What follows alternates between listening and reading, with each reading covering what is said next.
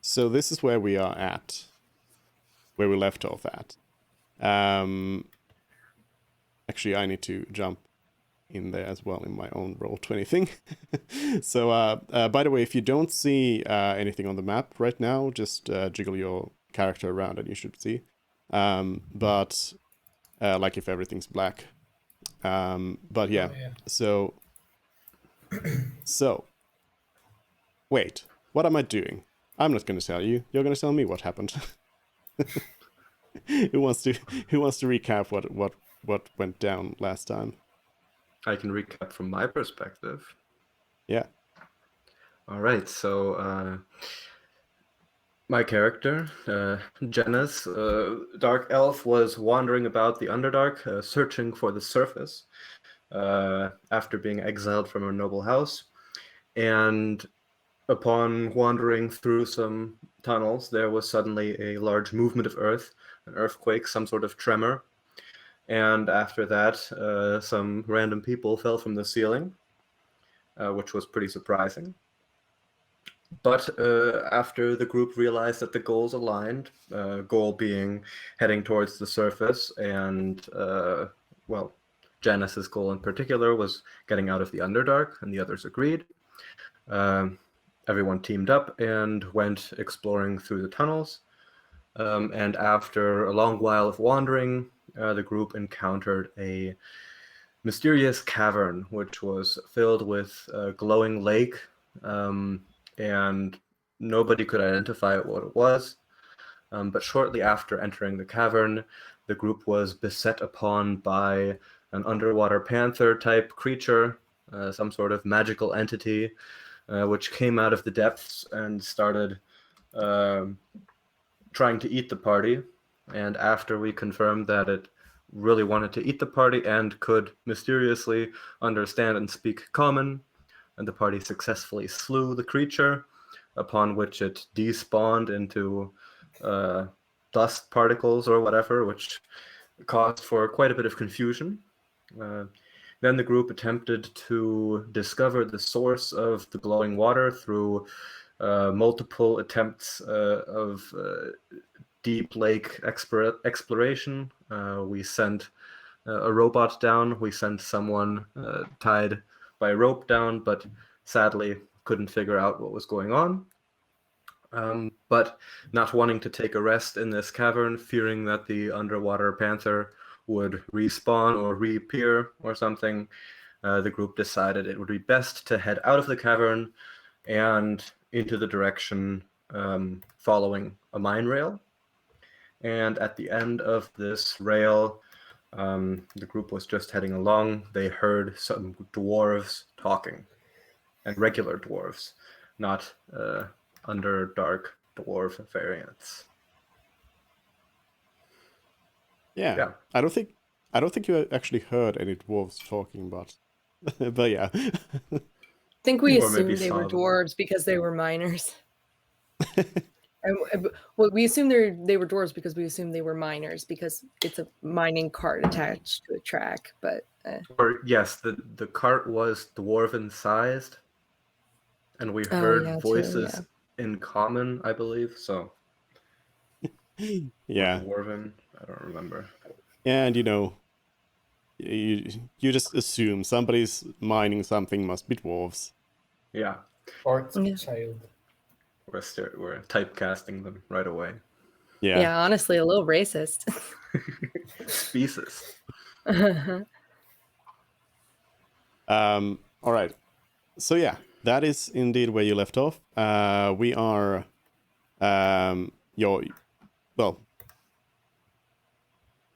basically Janice is now just has gone over there and determined looked that there are indeed dwarves around there. You can see about a dozen dwarves doing different things. There's some who seem to be mining rock. Some seem to be just hanging about, and yeah, it's your regular surface style dwarves. All right. So I'm gonna assume they didn't see me like peeking around the corner. I mean, I was trying to be stealthy, presumably. So I mean, they haven't reacted to you, no. Yeah. Okay. So I take a picture of the scene in my mind and sneak back down the tunnel to the rest of the group and inform them of what I found. So, what do you guys think we should do? I mean, I've met dwarves before, but... Yeah, those sound like surface dwarves, but I mean, we have to get directions from someone. We have to go past them anyways. So I guess we're just nice for now and be on guard. because they could So attack. is there a protocol for these sorts of things? Do you come bearing a banner, or you just... No, I think it'll be pretty obvious that we are hurt and lost. So, I'm just gonna say hi.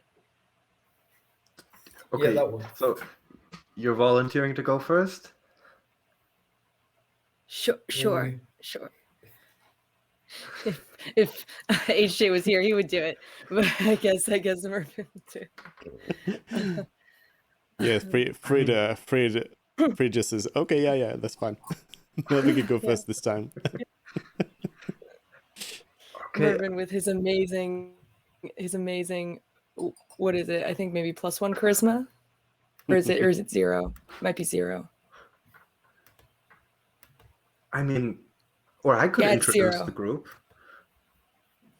but I don't know. No, you're kind of weird. So I'm just gonna go. I out. mean, I very well. Okay.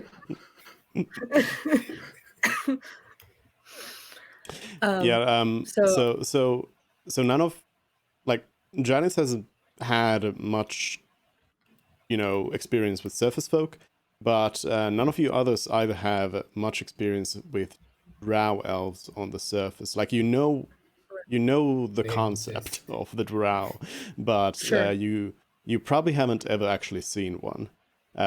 So yeah, you know that Janice would Janice's stand out. yeah. Janice's experience with surface people is mostly like slavers that she's met in like Underdark cities, so they're not like nice people generally. And the slaves as well. Yeah. Who are well slaves. Slavers and slaves. Yeah. So I go around the corner Mm. and I pop my head out and I go, hello. All right.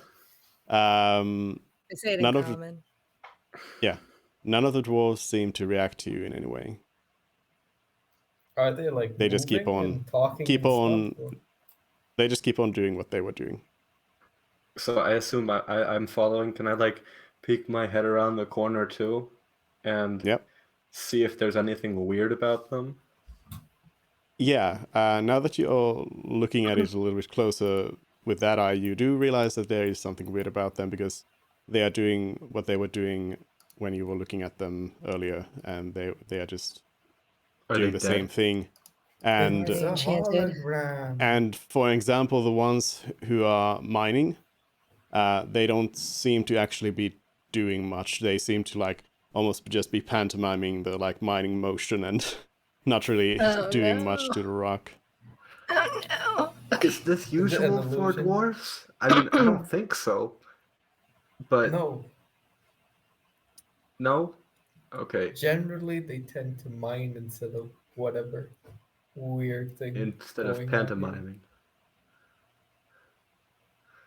Okay. Okay. You can also you can hear that some of them are talking, but it seems like they are more like mumbling to themselves. All right. Yeah. Can I like pick up like a pebble and like flick it at one of them? Yeah. Poke him with a stick. Are you trying to hit one of them, or are you trying to just throw it? Like I'm just just throwing gonna it try at to like them. take a pebble and like bounce it off one of their helmets or something. Okay. I mean, make a ranged attack. Oh my god. Okay, so just like a dexterity check. Sure. Are you Sure. proficient with pebbles? I mean, I'm proficient with simple weapons, so I guess. Yeah, that goes. How would I roll for that?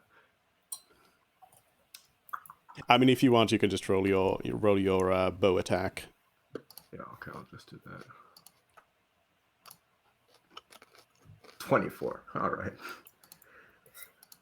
Yep, you hit one of the helmets expertly, and the pebble bounces off the helmet, and the dwarf doesn't react in any way. So it bounced off, right? It didn't like go straight through. They're solid. No, it bounced off. Yeah. It made like a ting noise as it like. Yes, it made all the. It seems sensory. So they're probably properly enchanted, normal. not illusions. Or they're dead. Or they're like slaves who have been like mind controlled. Yeah, that's what I mean. They've been enchanted. Oh, Yeah. Oh, you mean like brainwashing without magic? Yeah, but then I think they'd still react to Yeah, they would. Yeah. pebbles. Okay. Um, I'm Hello? gonna try to pick one up. I'm just gonna yell in the room. See, do they respond to louder noises? No. No reaction. No. What Okay. happens if I pick one up? You pick Like- one up. Like a giant. So you, I mean, which one? What do you? Who do you want to pick up? Which one of them? I just want to pick up a random door. Just go. Is it working? What's going on? So you're trying to shake them. Yeah, while holding. I mean, I assume dwarves are like tiny, which they are. I don't know why. Well, I'm saying no, I mean assume. dwarves are quite sturdy. They're I Lord mean of the Rings. They're Lord of the Rings dwarves. yeah, they're not Yeah, small. I mean, they're short, but they like in Lord of the Rings built. they threw one across, right? Yeah. I don't think my character can do that. I'm just gonna shake him. But yeah. I mean dwarves are like hold on, let me look it up. I mean assumed dwarves them are to be like bearded children. fairly They're like- no, they're like pretty sturdy. They are They're like They're not- slightly smaller, stocky people. I think they're like yeah, they're 4 not feet. like they're not like as small as you'd think. Hold on. They've got size about 150 pounds, which is What's that in real things is 68 kilograms. So 70 Oh, man, kilograms. it's heavy. That's heavier than me. That's like an average dwarf. So yeah, they are Yeah. they are a little bit heavier than you'd think for the size.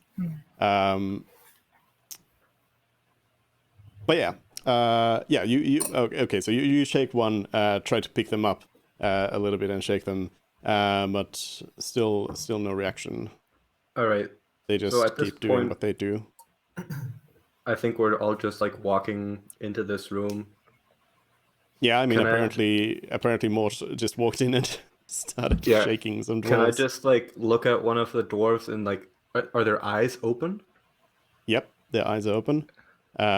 You immediately notice I, like- that their eyes have this sort of strange glow to them. Or it's not like glowing, but this sort of light in them that is the same color as in the cavern you came from before. They drank the water. Oh no. You may be right there. Nobody drank the water, right? I said not to drink the water. I don't think anyone drank the water. I'm sure Dupe is keeping track if we did. I mean, I have a bottle of the water, but Or Right. maybe the water kind of heals them. You could just like throw it on them, see if that helps. I don't know. We've tried picking them up and shaking them. How does this room in general look? Is this like, how big is it? Is it a It's, cavern? Is it? It's not big. It's like it's like some sort of small mining operation here. It's really just like a Exactly well, like Snow White and the Seven Dwarfs. yeah, kind of like that. Yeah, it's a small room where you would there would be enough room between people for 12-ish dwarves to do their jobs here. It seems like this like mining operation here has been started relatively recently, and Are there multiple the minecart exits? tracks, for example, go back. They were quite short, so it doesn't seem like they've been here for too Can long. I search all of them to see if they have any kind of like paper or some kind of note? Sure. Give me an investigation check, and that's gonna take a while. Like written on their arm, if lost, return to Jeff. Can I help with that? Yep, you can both. I'd like to roll So is that Arcana an advantage? and see if How I does this can. work?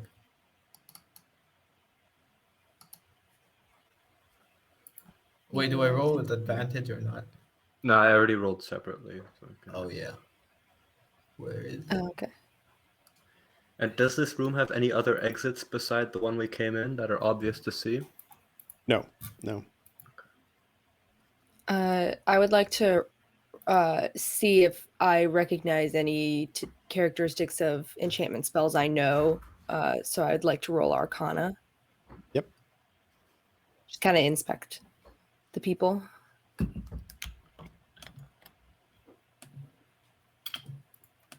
All right. Oh, it's- You 17. do not recognize this or anything in particular about this. Do I know if it is a magical effect? Probably. You don't really No. know. Duple, you remind me if you know, because it's been like three weeks. Yeah. Did I use detect magic when we were in the cave with the glowing light? I Yep, did. yep. Okay. once. Okay. You determined that the pool of water was magical, or not the water, but that there was magic Yeah. there. Okay. But But it didn't of fall into any of indeterminate, the schools. yeah, Okay. indeterminate type. And so, do I find anything in the people's pockets or on their persons? Nothing out of the ordinary. No, Okay. they seem to be regularly equipped mining dwarves. If I try and like steer one of them to walk with us, will he like fight me and try and go back to what he's doing, or will he Yeah, is he they just seem kind of to- really out of it? Yeah, they seem to all kind of even when Mort was kind of violently handling one of them, they just went back to what they were doing before. So if you try to move them, yeah, they're just going to try to go back and keep doing what they were doing. And you said they were mumbling something or like talking. Is it comprehensible? Yeah, if you go close to them, you can hear them talking. It seems like some of them are just talking about what they are doing. Like, there's one dwarf that's mining the wall who's just like saying must mine, and stuff like that. So most of them aren't saying anything too special, but one of them is mumbling something quite weird. They are repeating constantly the words, "On the far side of the light wall, beyond speed, the smoky mirrors over all things. On the far side of the light wall, beyond speed, there lives the void that connects us all." And keeps repeating that. You have that on text by any chance? That's the only weird thing. I can Does repeat this it because remind the me? dwarf repeats it. Does this remind me of any let me- of the religious experience that I have? You can roll religion. Okay.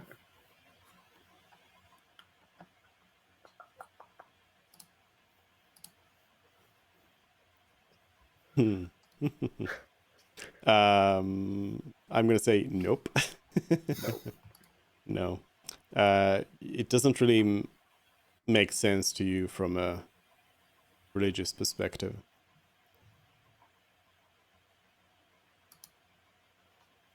At least for you. The light wall. Wait, on the far side of the light wall, was the rambling? That'll just make Yeah, me I- believe it. Put one of the dwarves in the minecart, and then put the minecart in the water and see if that does anything. Maybe they have to like go back to the water. I suspect that would end up in their drowning, so we should probably not do that. Okay. If you Uh, think so. I still think we should like. Beyond speed is the word combination that is most intriguing to me. It almost Sonic seems is like gonna make an experience. What was the word I'm searching for? Mervin is Entry. almost interpreting it as we need to break the sound barrier Or I mean, with this cart. the light wall. It's the light speed barrier. Huh?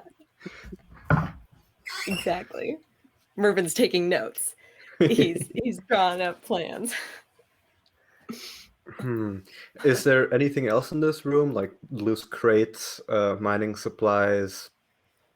Yep, there's just some regular like stuff they would use for mining, some extra tools, And- things like that. And Is it there looks any like they food? haven't been here a long time. No, I mean, none of you are really experts at mining, but it doesn't seem like they've been here for Is- too long. I Is mean, there is there food? any food? Yeah, we can get to know how long they've been there. Actually, you don't find any food, any at all. Do Okay. the dwarves look So- healthy? Um, I mean, You, besides the glowing eyes, do they look like malnourished or anything? I mean, give me a medicine check on that then. Mm-hmm. Okay. You're I'll help going them. through all the checks.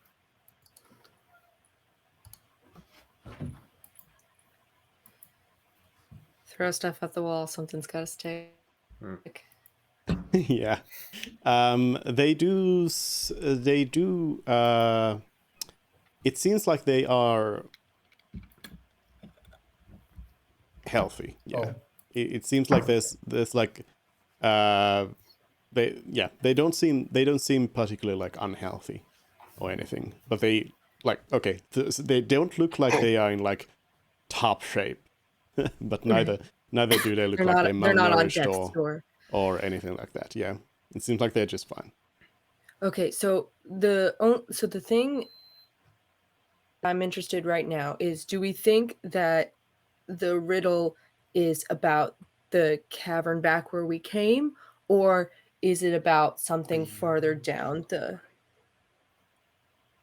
beyond? Are there any routes from the back where we came from, or is this the only route into the Underdark? Beyond speed.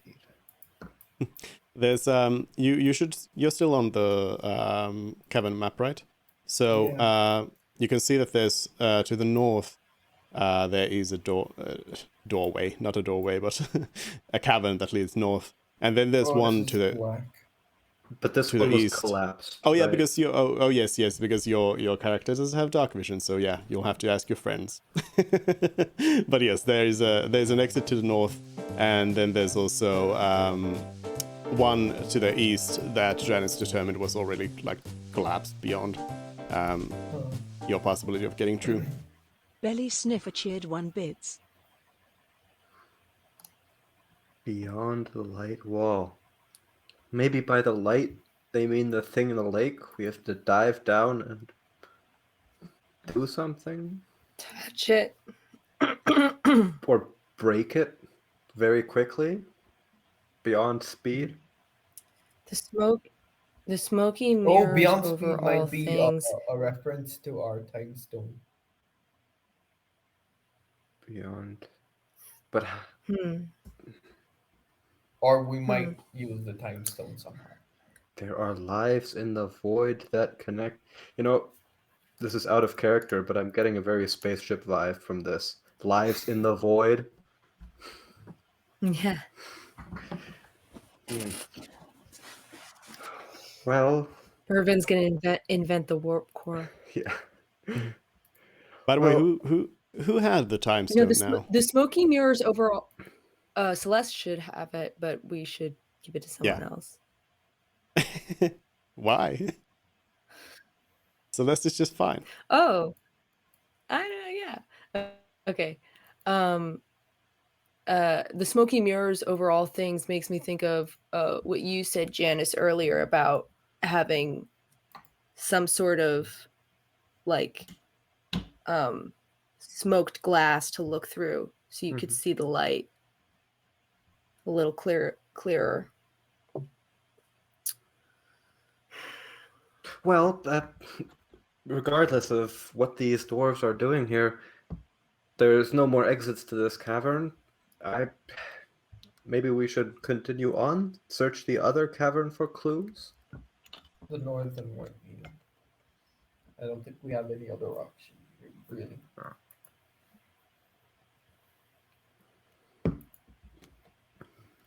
Yeah. Okay. So we are continuing down the All right. the track.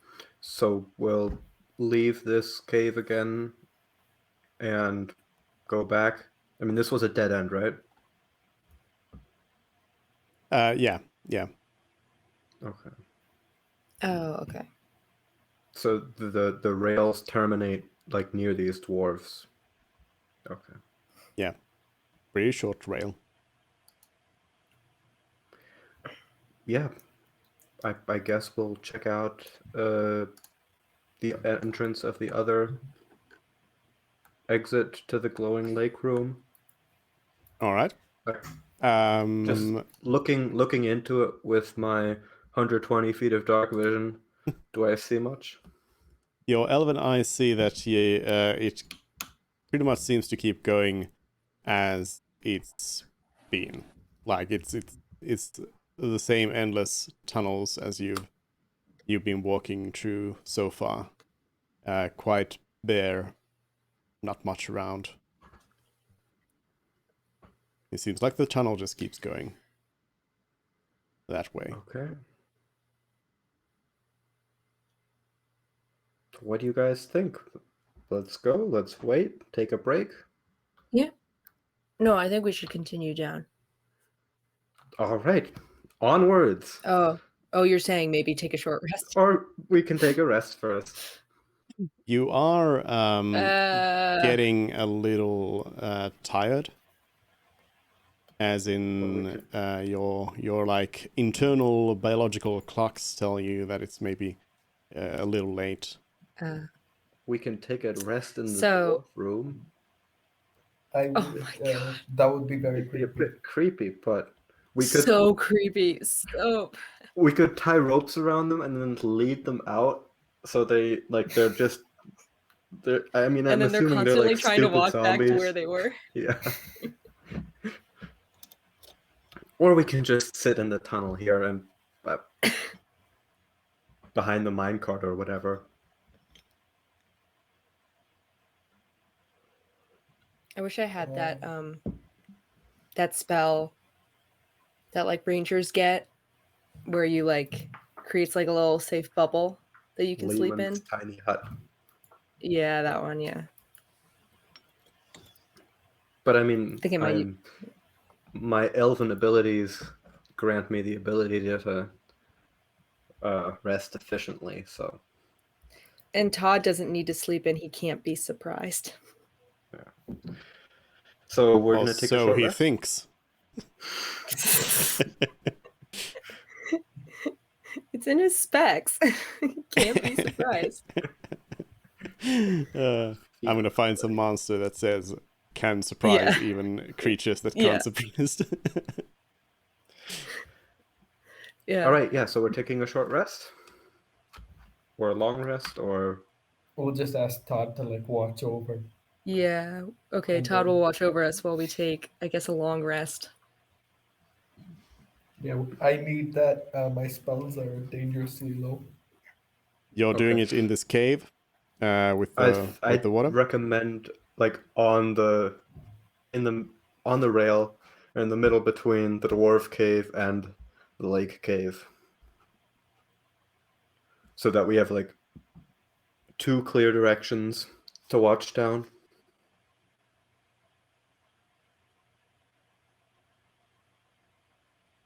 Wait, a long rest is like 8 hours, right? Yep. Yeah. And we do have. I mean, like, I can do a long rest in supplies and- 4, but If we take just a short rest and keep going, will we get a level of exhaustion?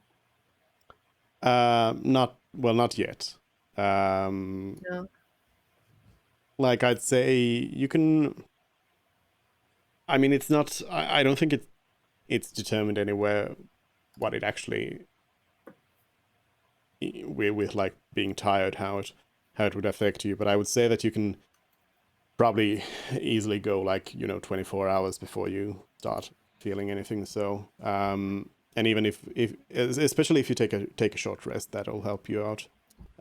So you can, I'd say that you could definitely, you feel like you could go on with a short rest for quite a Yeah. bit longer. And Yeah, this room is scary. I'd like to take a short rest and keep going and see if we find a safe place. And if we don't, then we should rest properly. Tomato Boris is raiding the stream. I Alright. agree. Okay. Okay, so we take a short rest. Can the bard do his healing bard song thingy? yeah.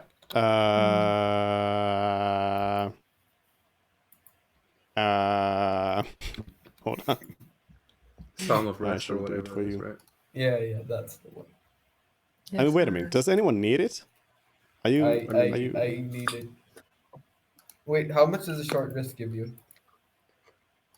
I mean, you use You your roll hit the hit dice, dice. but yeah, you might actually need it. So Where's the hit dice? Everyone Oh, except D8. for Janice and Todd are down. Yeah, hit I need points. the bonus. Todd, I believe, is at full. And I'm missing 7 out of 28. oh, I think it's 1d8 now, isn't it? Did it become 1d8? Yeah. He's level I'll roll it. 5, isn't he? Roll a 1d8 there. Oh, okay. Well, Oh, you're no. getting one extra. Better than nothing. One Oh, extra? Okay. Yeah, and that's So, just to clarify. So That's always the way short rests just work, for I can roll as that's many just for I can roll as many short hit rest. dice as I want. Yes, but you only get that bonus once. That is only if you use hit dice. You can now get one extra hit point, but you don't get more by using more hit dice. Okay, I'm gonna do 2 of my hit dice. Oh, you can use more than one? But they don't come Right? back. Can't you? Yeah. Oh, They don't come right. back Yeah, if yeah. you don't have a long rest. Is that what you're trying to say? I think only half your hit die come back after a long rest or something like that. Yeah. Yeah, So it's after half. a long rest, I will be at 4 out of 5. Yeah, Oh, yeah, half that half works. rounded up. Yeah, that would work. I'll use 2. Okay, so I need Plus 3, so that's 2d8. Damn it. Fuck. I don't know how to. 9. Yeah. There we go. Oh, that's nice. Yay! Siegfried. Mervin's back up at full.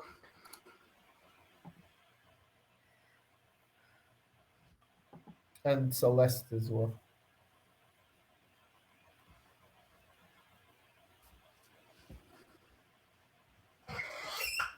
Can we say that Frid uses 1 and Celeste uses 2? I think that's appropriate.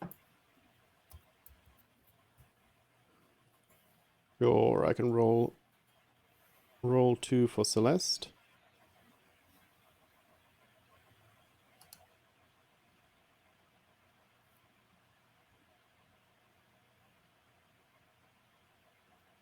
Did do it? No. Do the thing. There we go. Do the thing again. Okay. 22. Ta-da! Everyone's at full health. Except Mort. Okay. And yeah, you also get all your if your character class has something that you gain on a short rest, then you gain that.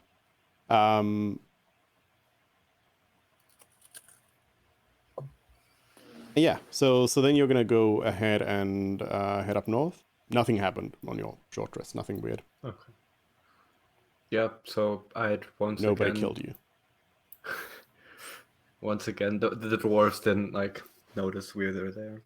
Okay, so I'll once again assume the lead, I guess, with my dark vision and passive perception, whatever. I do have light as a cantrip if we need it. I mean, you do need it. Like you need it. You can't really. Well, I mean, you could potentially try to just have like the people who don't have dark vision hold on to an elf, and We can tie a rope around you and just yeah. you can follow Yeah. that. But most likely you need it because the caverns up ahead seem to be pretty dark. You don't see much in terms of light sources there. Does it feel like our elevation is going up? No. Okay. But yeah, you head on out. And I'm going to bring you to this piece of art I found from James RPG Art Ooh. of the of an I think this is the Dark Lake, which is a thing in the Underdark in Faerun, but kind of similar to what you were at right just before, but just as something to look at as you go through the darkness, since there really isn't much going on this time either. But We should have a time, mood board for every new place. this time, the caverns seem to start to become more complex, as in you start to come up against some intersections. And how do you what do you choose to do at those intersections? Is it like a left, right, or is it like a fork? Yeah, it's like it's somewhere in between. But it's like both ways are like, as far as you can see, just the same. Is the floor flat enough that something could roll? I mean, it's flat enough that it wouldn't roll. Okay. Oh, you mean it's level? So I can't like pull a Daedalus and check which if one of them goes up or down. No, there's no like. Well, I mean, there's elevation differences. Sometimes it's going up, sometimes it's going down, but it's not like this is clearly going to the surface, this is clearly going lower into the depths or anything like that. Okay. Can I try like smelling the air? Yep. Okay. So I'll do that, like see if I can smell something that's not Underdark. No, Touches you the don't really determine I'll anything now. lick the cavern wall. Oh yes, this is I think this fungus type grows closer to the surface. Yeah. Can Janice have that ability that the dwarves, what is it called, stone cunning, that all dwarves have?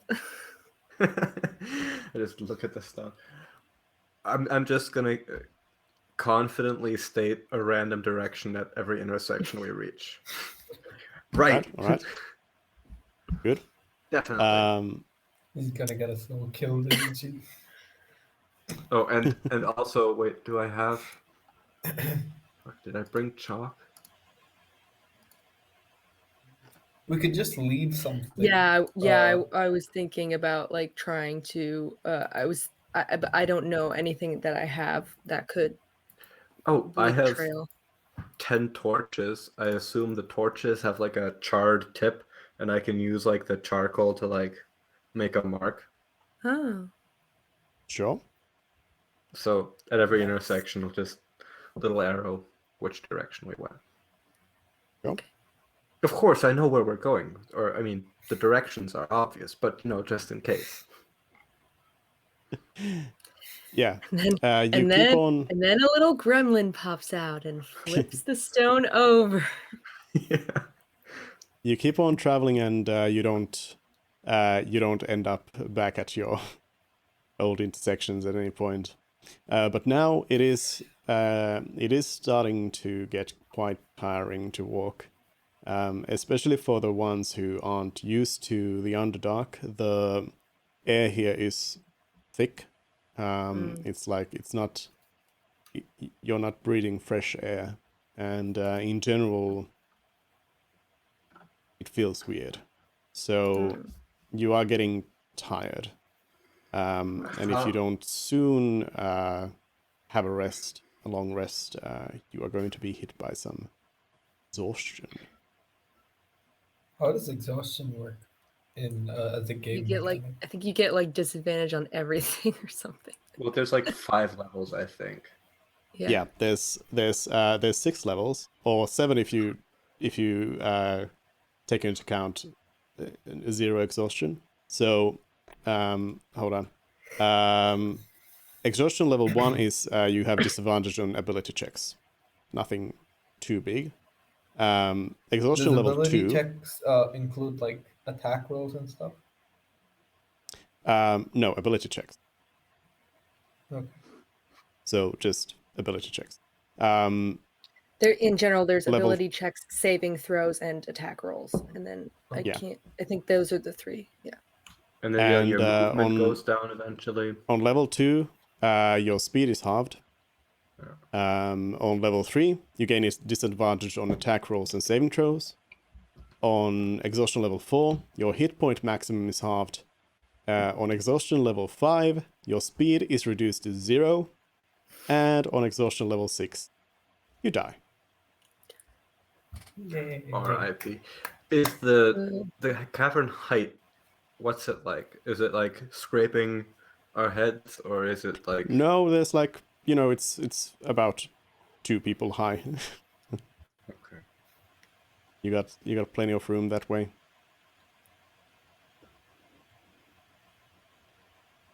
So, do I notice that the others are getting tired?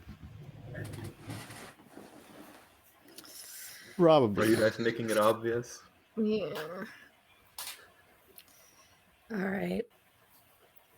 Well, Wait, have we reached exhaustion level 1 yet, or are we like en route to reaching level 1? I think we just have to Basically, if you decide right don't- now, rest or. Yeah, If if you we don't push on, rest now, you'll get exhausted. But yeah, you haven't seen any sort of place that's like you haven't seen any camping spots in here. It's honestly been just like the monotonous caves, which has Has there also been, kind like, of been a part of. There's the like luminous types that have brought a little bit of dim light here and there, but there hasn't really been that much food either to be found or foraged. So yeah, psychologically, you're not in the best of shape either, because it's just like it's so boring. Everything's the same. All right, I guess we'll just stop where we are and drop and sleep, and Todd will watch over us. okay, I'll take my bedroll out, fold into a square, and like sit in a lotus position on it. Meditate. Yep. So yeah, you're gonna take a long rest. And so I'll 8 long hours. rest for 4 hours, and then I'll keep a sharp eye out the other 4.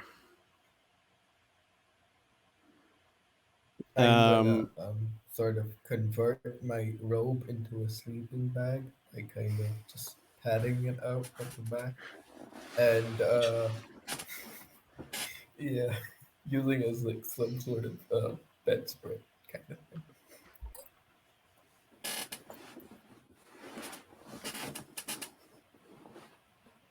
Hold on, you have a bedroll. I had to check. I was like, wait a minute.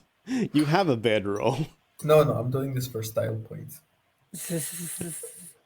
All right, so you're just carrying 7 pounds for nothing then. Interesting. Do I I'm get my carrying 10 spells back? torches. Okay. But yeah, so you get all your long rest stuff. So you can regain your hit points and you can regain half of your hit dice. And also, I would like everyone to use up one of your rations in your inventories. Since you Can don't I have use... easy access to food right now. Yeah. Can I use the time while the others are sleeping and I'm awake, making a dose of poison? I don't think so, because the elf trance doesn't really like... Well, I don't need to sleep. Instead, I meditate deeply, remaining semi-conscious for 4 hours a day. After resting this way, you gain the same benefit that a human does from 8 hours of sleep.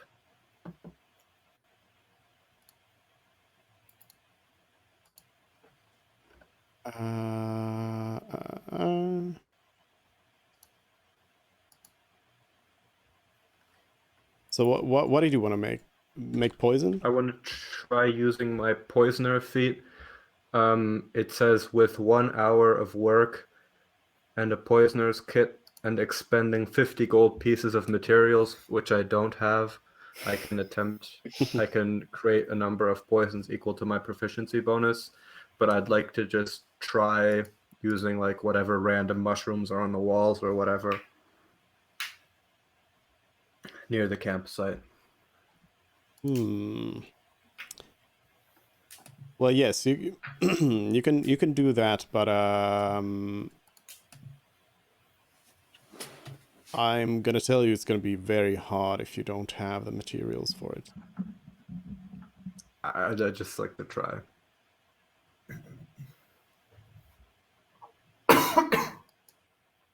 All right.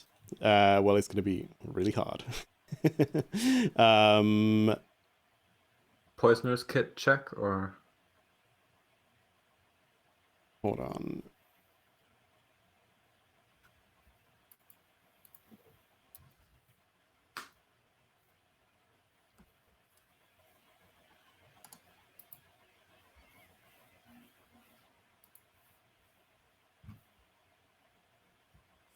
Yeah. You just make a craft check with it. Okay. Well, not bad, but not good enough, probably. Yeah. You spend an hour creating something that ends up being water. Yeah, I like scrape some Belly of the moss Snicker off of the cheered walls 100 and just bits. end up with soggy moss. Yeah.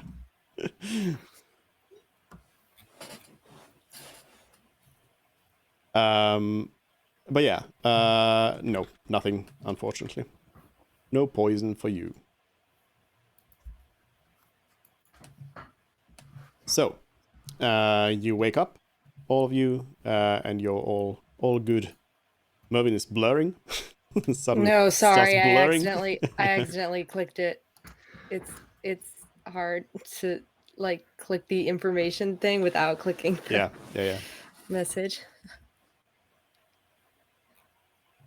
I like to imagine that everyone's just kind of waking up and getting ready to continue on, and suddenly Mervin just blurs away. Yeah. No, Mervin, I like to think that his spell slots are rechargeable batteries, like actual things. And he's like fiddling, like preparing his spells. He's fiddling with things and then accidentally zzz, oh, oops, I used it. Except no, because then I would have to give up a spell slot. That didn't. I just thought it was funny, so I shared. Okay, so should we keep going like yesterday, or should we... I mean, we haven't crossed any intersections that we've been before. Otherwise, we could start trying to always go right. and see if we That come in would a circle. definitely mean that we're gonna go in a circle, wouldn't it? Why would we If the wanna do tunnels that? are interconnected. Yeah, we want to test if Are we in a We maze can. or I mean, is we're this in a just... place where the air is actively trying to kill us, so we could. It just- is? I can breathe through Yeah. just fine. it's a little Yeah. musty. And Well, I admit it doesn't smell too good, but I'm gonna mutter, so we "You just... don't smell too good" in under my breath when he says that.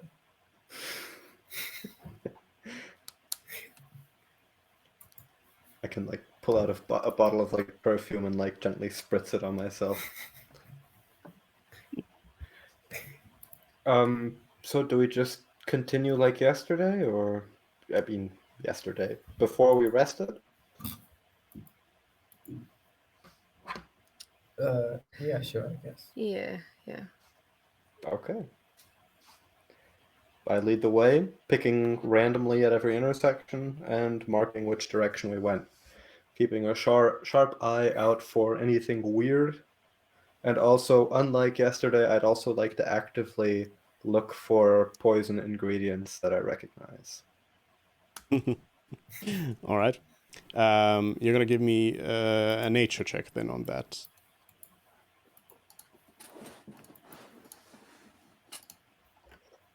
Nature. Hey. All right. So you keep on traveling, and the monotony of it all is kind of getting to you more and more as you keep going, and it's just the same caves. Like Janice knows that the Underdark has more than just stone tunnels.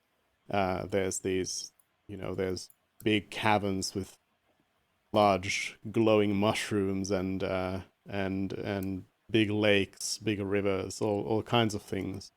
But for some reason, this area you've been to is just tunnel after tunnel after tunnel. But at least it's easy to, pick a direction to go to, since you only have two choices and you've been in one of them. But yeah, it's kind of getting to you, the way that it is.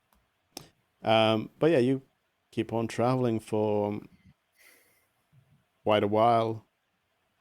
And there's nothing really going on. Janice is collecting some random plants that you can find. But it seems like you are pretty lost and don't really have... You don't... It feels like it would be really cool if somebody could tell you where to go. But you don't see anyone, you don't hear anyone, you don't... Like the last creatures that you saw were the dwarves. So Can I look upon like thinking about this, how it's so empty? Can I like look around the tunnel which we are in? Is there anything alive? Like, are there the normal like little bugs or whatever that I expect to find in a tunnel like this? yeah, like you can find stuff that you would expect to find there. It seems like this is a particularly bare area. But like when you do find some like little mushrooms here and there, you can find little bugs with them as well and stuff like that. But it seems like this place just doesn't have like that the plants in the Underdark, of course, don't feed on sunlight or anything. They feed on the like magic that is in the air in here, but it seems like perhaps in this area there just is less of that. So there's less like things for the plants to consume. I would like to try something real quick. Extinguish the light cantrip real quick. Okay. Like, I or just switch want to it up. see. I just want to see if it's a secret tunnel situation, and Glowing if indicators. yeah, if we turn off all light, will the answer appear? Or what if we have to walk backwards? What? I would Yeah, you rather die. like you walk forwards, but you can never escape. So instead, you walk backwards. It's a classic. How have you guys not heard of this? Well, what stories do they tell children of the underdog? Oh, I can tell some. I can Oh, tell no, I like didn't mean that. That was a drow rhetorical stories. question. Stop. They're all like really gruesome. Don't worry. My favorite kind. Okay. Can I start exclusively taking right turns at intersections? Yep. I'm I'm just just gonna do following. I that. don't know what's going on. Did anything happen when we turned off the lights? Is it just like totally dark? Yeah, it's just dark. It's just You totally- just don't have a okay. light. All right, That's then never the, mind. I just wanted to try it. that's the major thing that changed. Okay. And I'm just gonna, just for precaution's sake, turn around and walk backwards for a bit, like looking back at the group. Yep. Does anything weird happen? No. Okay. Besides an uncomfortable amount of eye contact. Yeah, I'm just like staring at you guys while telling like pretty creepy drow childhood stories, like children's book stories, but they're all like evil. Far as you can determine, it's a regular cave. There's no magics going on here. Okay. Ah. Yeah. Yeah, you keep on walking. It's just feels like you must have been walking for the longest time. There's no way that you are underneath Ragonia anymore. Even with your diminished sense of direction underground, you're not really sure what direction you're going. Perhaps Janice knows the actual cardinal direction, but otherwise you like the others, you don't have any idea. But just based on the distance you've traveled, you can't imagine that you're underneath the city anymore. So who knows where you've ended up? I don't know what to do, guys. Should we turn around and follow the arrows back? Or we could try, maybe if we spill some water at each intersection in each tunnel to determine if one's going up, and then always choose the one that's slightly going upwards. I don't Oh. that help. No, that's an interesting idea. Or we could split up.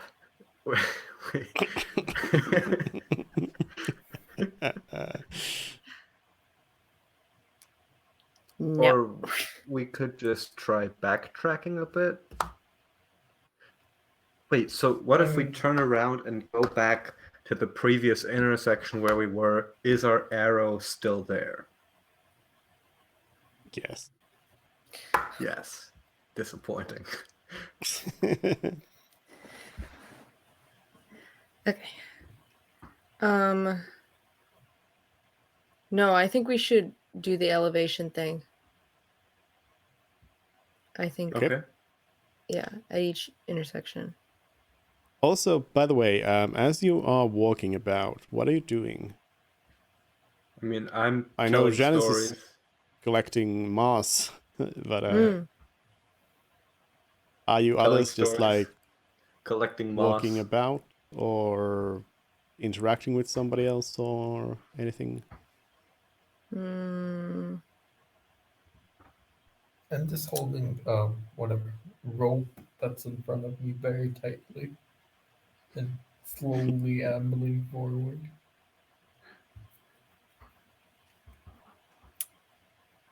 I guess Mervin would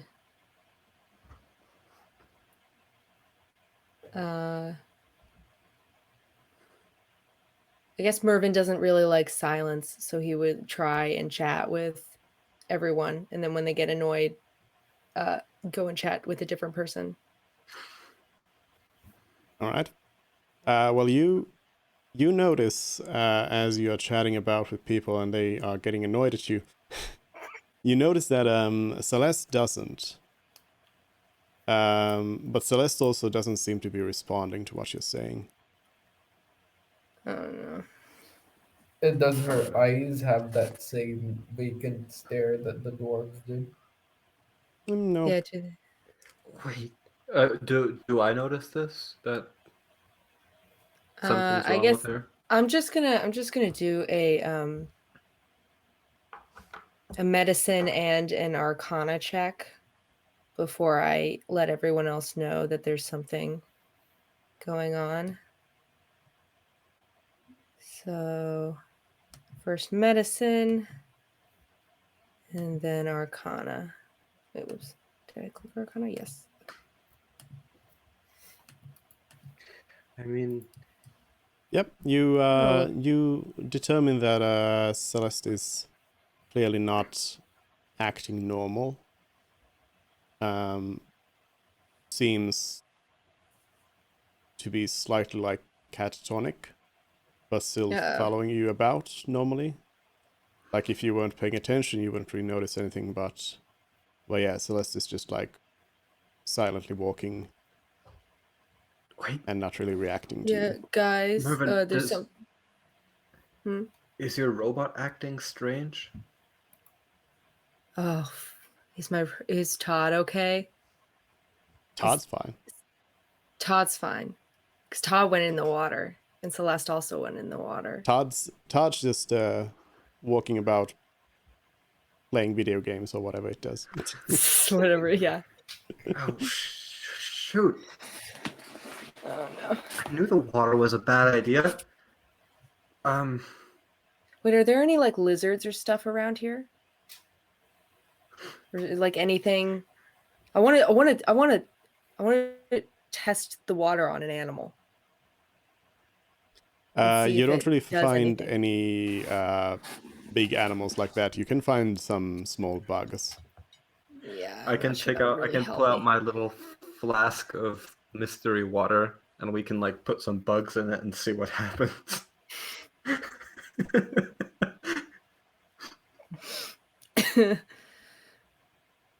Or someone can volunteer to drink it, not me. Hell no.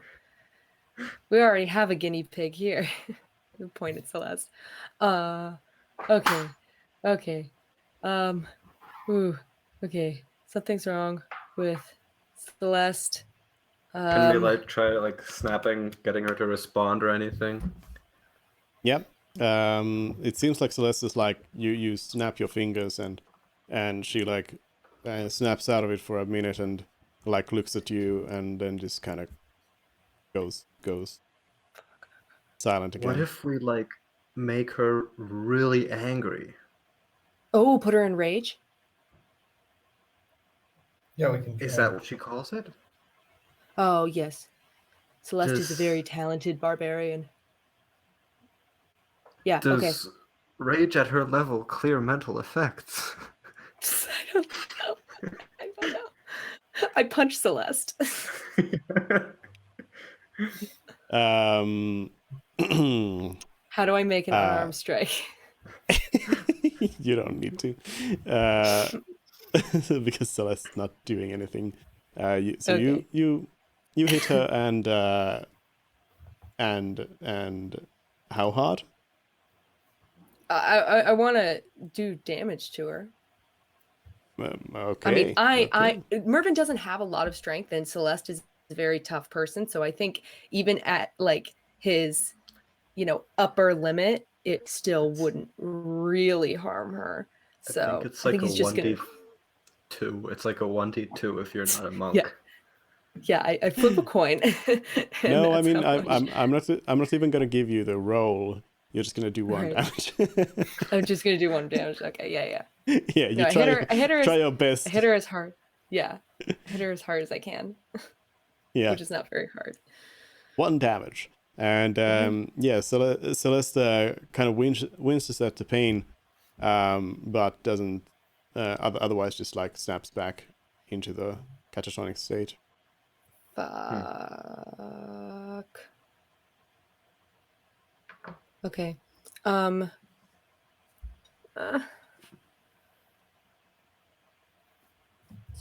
Can we ask Todd to play extremely annoying 8-bit music or whatever? Oh, we just go next to Celeste and constantly poke her. Or what instrument does he have?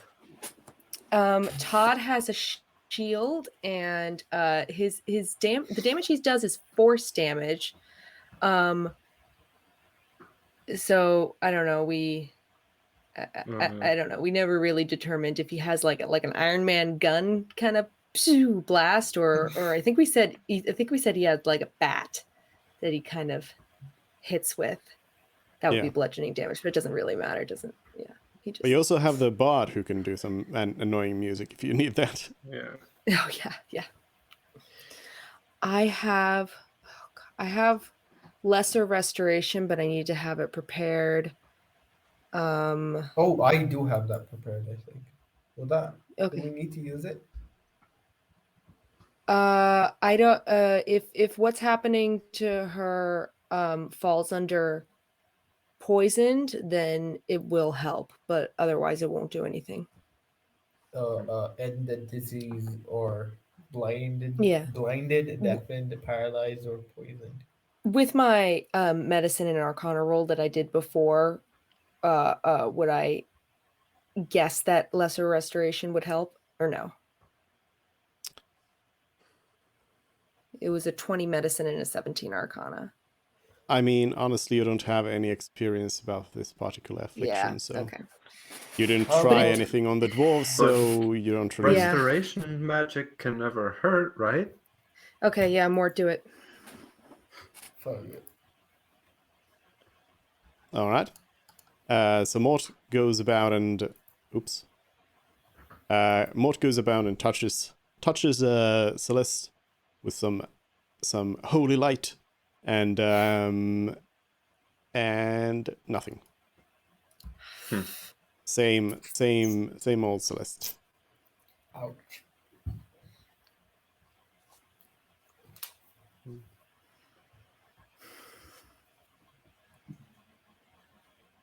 With them of Celeste, you mean paralyzed, mentally down Celeste, right? Yeah.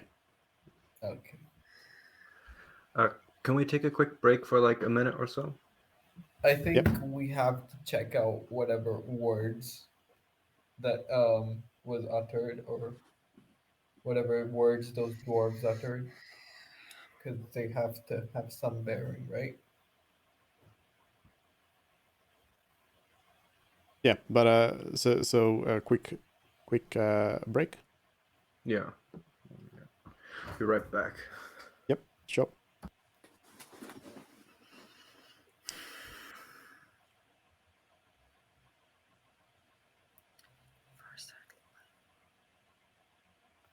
One second.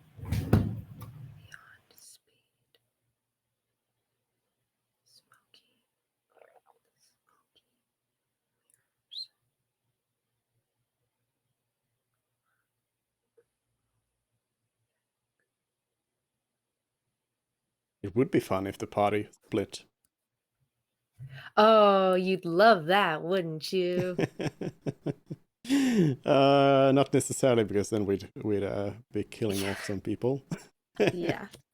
Probably. Yeah. Oh. I mean, I don't know. I don't know what would happen. Wouldn't it be hilarious if we surfaced and we were in the location of like the end location of where we needed to be? for the delivery quest. It's quite a bit farther away than I you know. traveled, though. Yeah. But maybe you'll find a teleporter. Maybe. Maybe that's what the light is. Teleport. All right, I'm back. Welcome back. On the far side of the light wall, beyond speed, the smoky mirrors over all things. On the far side of the light wall, beyond speed, there lives the void that connects us all.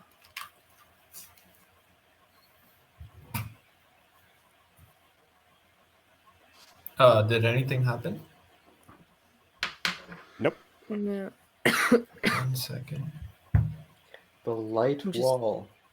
Yeah, I'm just going over because my first instinct was that it was a lightly colored wall, like there was going to be a brick in the wall that like was more pale than the rest.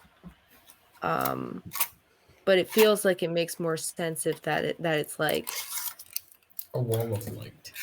a wall of light Maybe that it's is under the water. metaphorical. Like the wall of light is like someone's eyes, and beyond that is their soul or something. But We all need to take speed, and then yeah, and then we'll know the answer. see some new stuff. Yeah. I like these interpretations. I mean, to me, it really sounds like you need to go past light speed, but beyond speed. I think we Yeah, just have to do something quickly. Like Yeah, do things my in quick succession. yeah, I'm concerned that it all had to do with that cavern that is miles and miles and miles behind us. It's a day and a half behind us. That's still So, miles and miles. But Yeah. Yeah. I mean, when I went to Disneyland, we walked 10 miles in one day just circling Disneyland over and over. So, yeah. You could always go back if you want. But what are we gonna do? Drink we the already water? checked everything. I don't want to there, drink and- the water. No, Celeste dove in. Yeah, Celeste dove in, looked at it, couldn't see anything because it was so bright, and then came back up. Maybe she wasn't going fast enough, or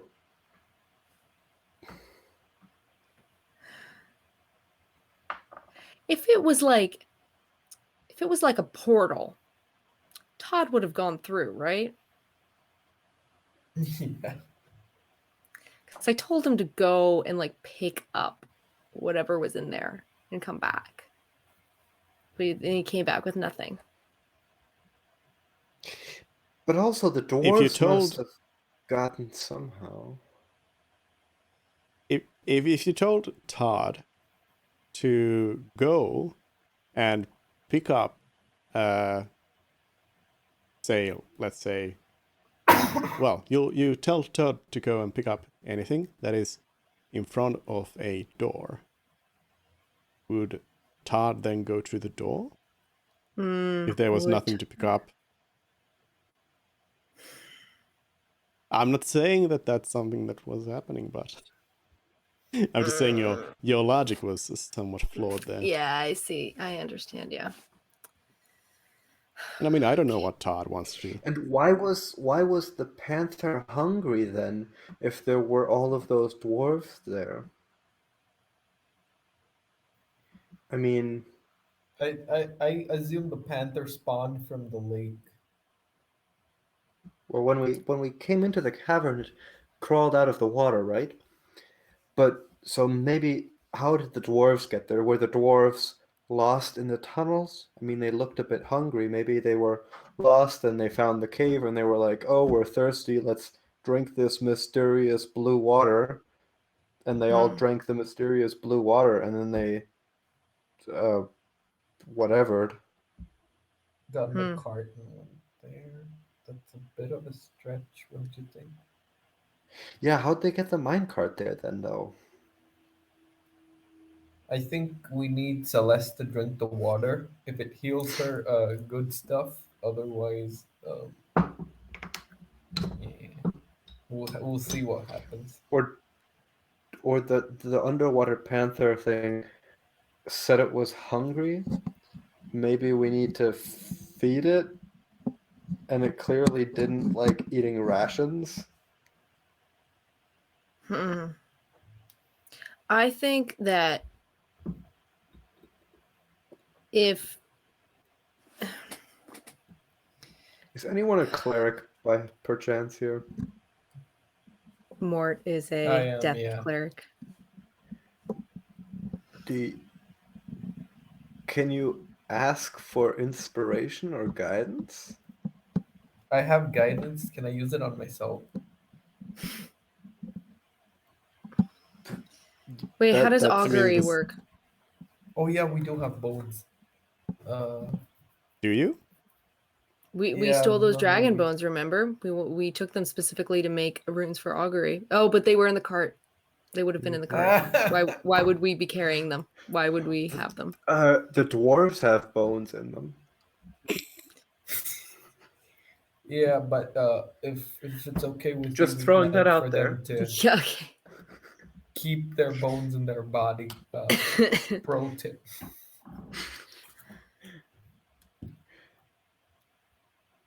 Okay. All right. Do we want to okay. Do we want to keep going and do an elevation test at each intersection, or turn around, follow all our arrows back, and Maybe swim into the light? No, I don't want to touch the water. But remember, in that cave, there was the other passage, which was like collapsed. Maybe that's where the dwarves came from. And if we can spend some time digging, maybe we can open that up.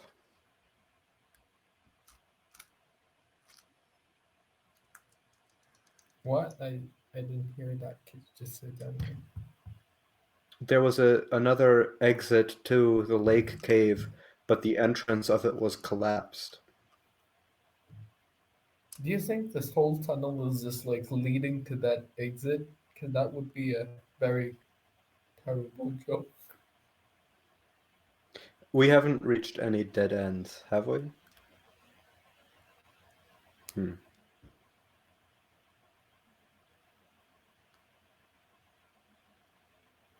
How about we keep going for one more day?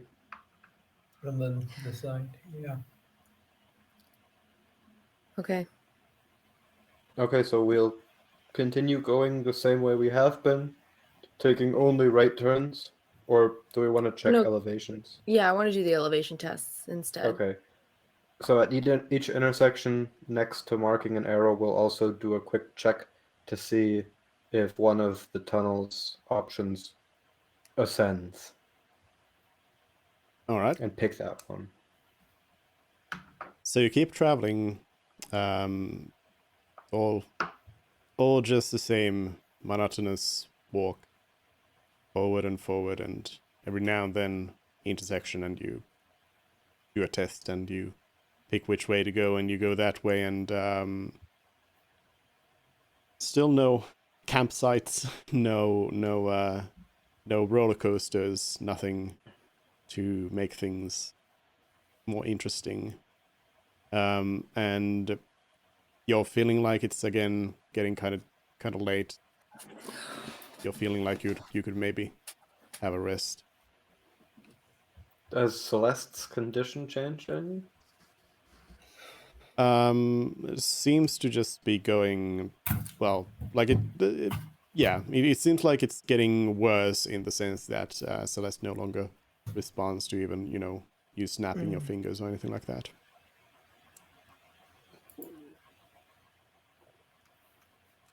I still think that Celeste should drink the river water sample that we have. Maybe that can do something.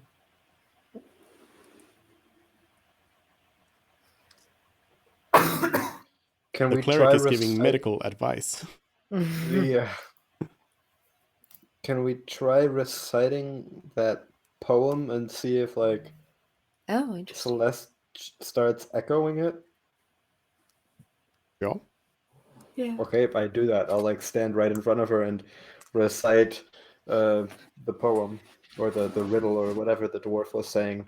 Does Celeste respond to that at all? Yes, Celeste actually says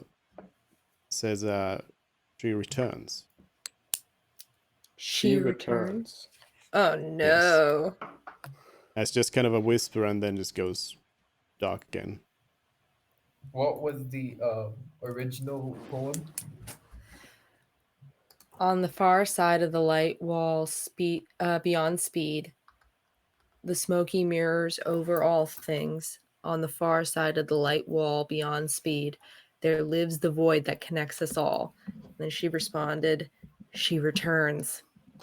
Is maybe the void is like a she, and it's like a Lovecraftian type Oh, entity. it sounds like we're getting into some extraplanar shit. And I just,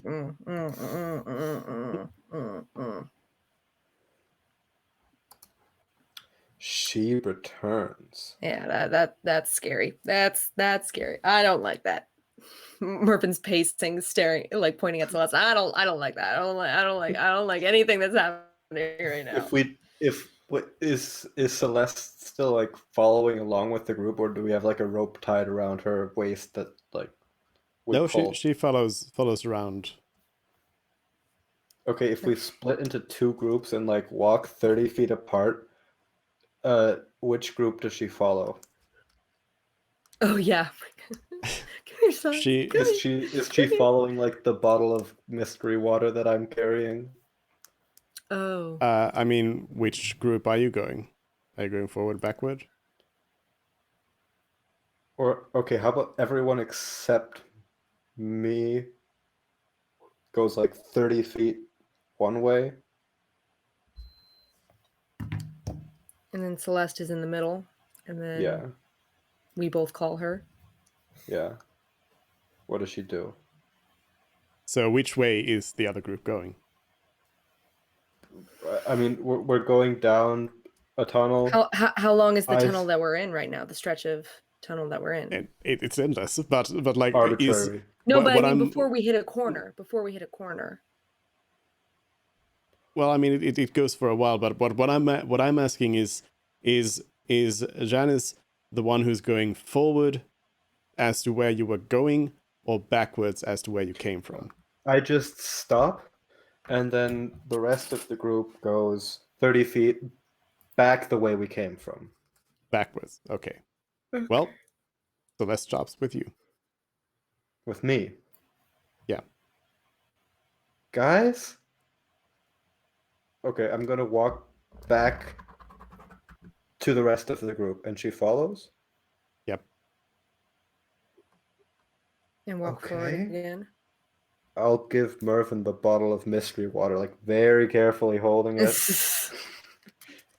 Here, take this.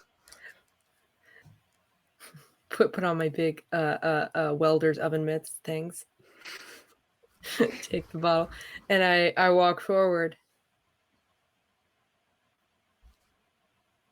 Forward into the tunnel. Yeah, forward. Yep. Yeah. So let's start following you. Oh no! Oh no! She likes the She's spooky following. water. Oh no!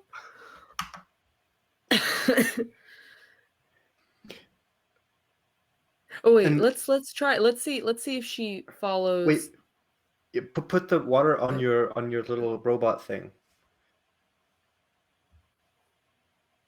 Like Or, like have him have him carry carry it? Yeah, Yeah, yeah. okay.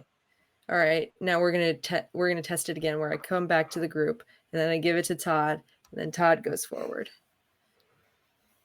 All right. Celeste follows Todd. Follows Todd. Oh no. Okay. So She wants if we the were water.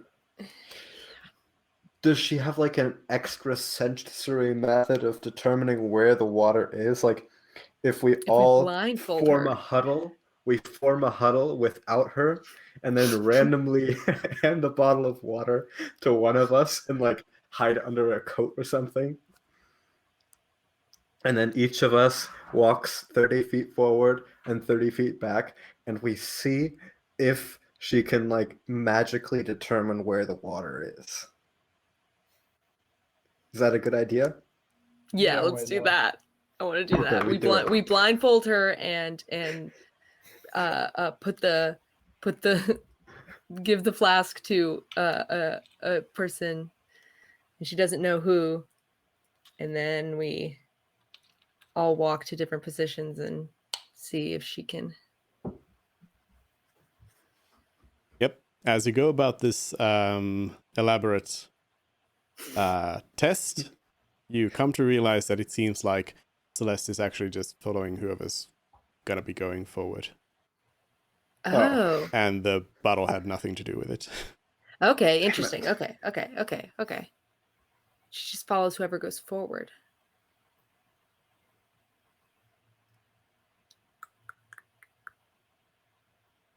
Wait, so if we all go backwards, does she continue to follow us? Yes. So who is she following? But she defaults to forward. Or she defaults to following moving people? I'm not sure what you're trying to determine here. We're I trying want to to determine. know. I want to know if she's like Ariadne. Like, can we, like, if we come to an intersection, can she tell something about which direction goes? Yeah, so we split the group perfectly in two at an intersection and then go 30 feet down each side and see like which direction she picks.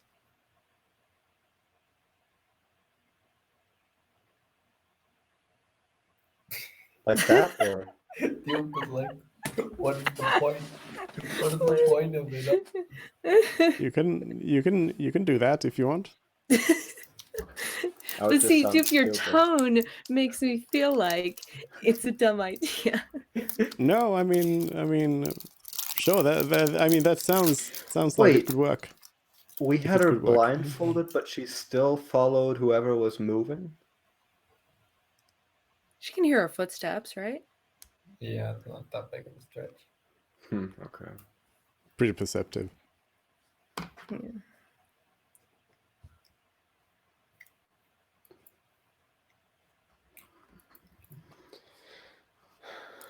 I don't know. Yeah, I do want to try that. We do that test where when we come to an intersection, we split in half and go down, so we can still see each other. Yeah, like and see what Celeste does. Okay, who goes where?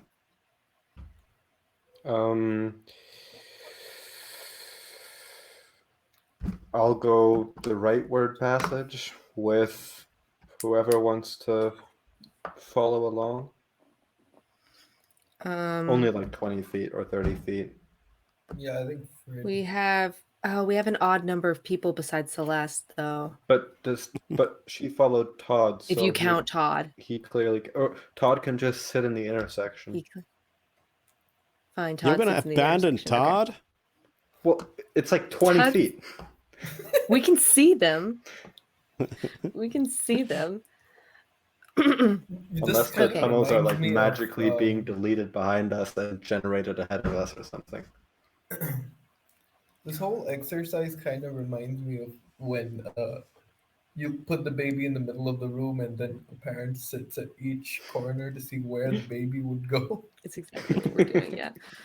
Okay, so Todd will stay in the middle. Janice will go to the right. Is that what she said? Sure. Okay, and then I'll go to the right as well, and then Fred and Mort will go to the left. And which direction does Celeste pick? Celeste is standing there just with Todd.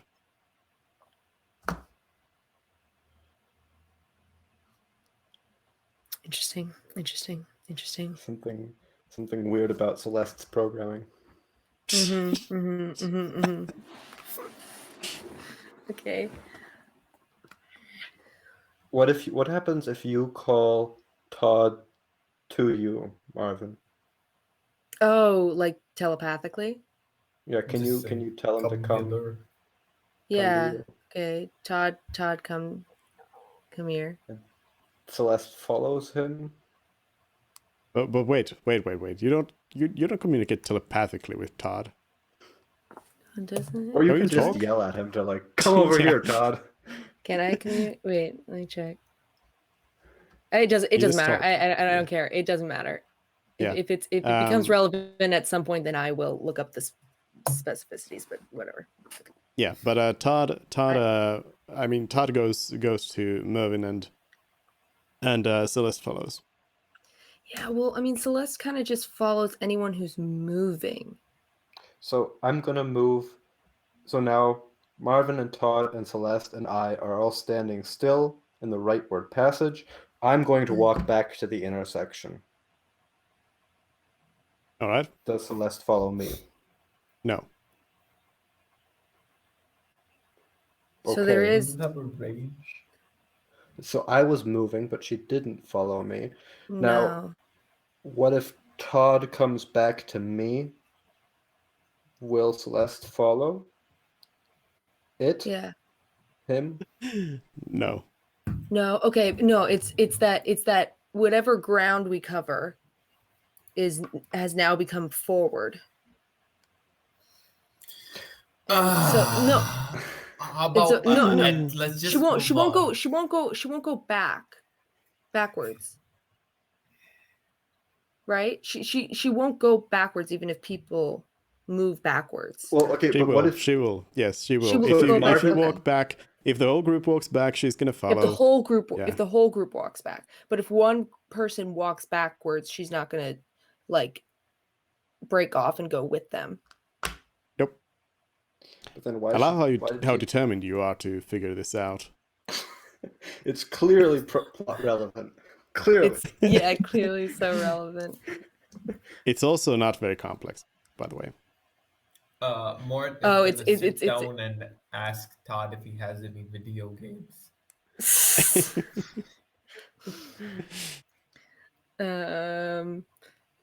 Todd produces one of those paddle balls, those paddles with the ball on it, and it has a string, and you like go like that with it.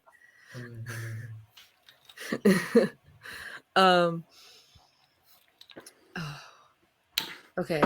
So it's something simple. So it's either that So she just maybe she's just perceiving who's the group leader and following them. Fred speaks up and says, yes, I think that might be it. Okay.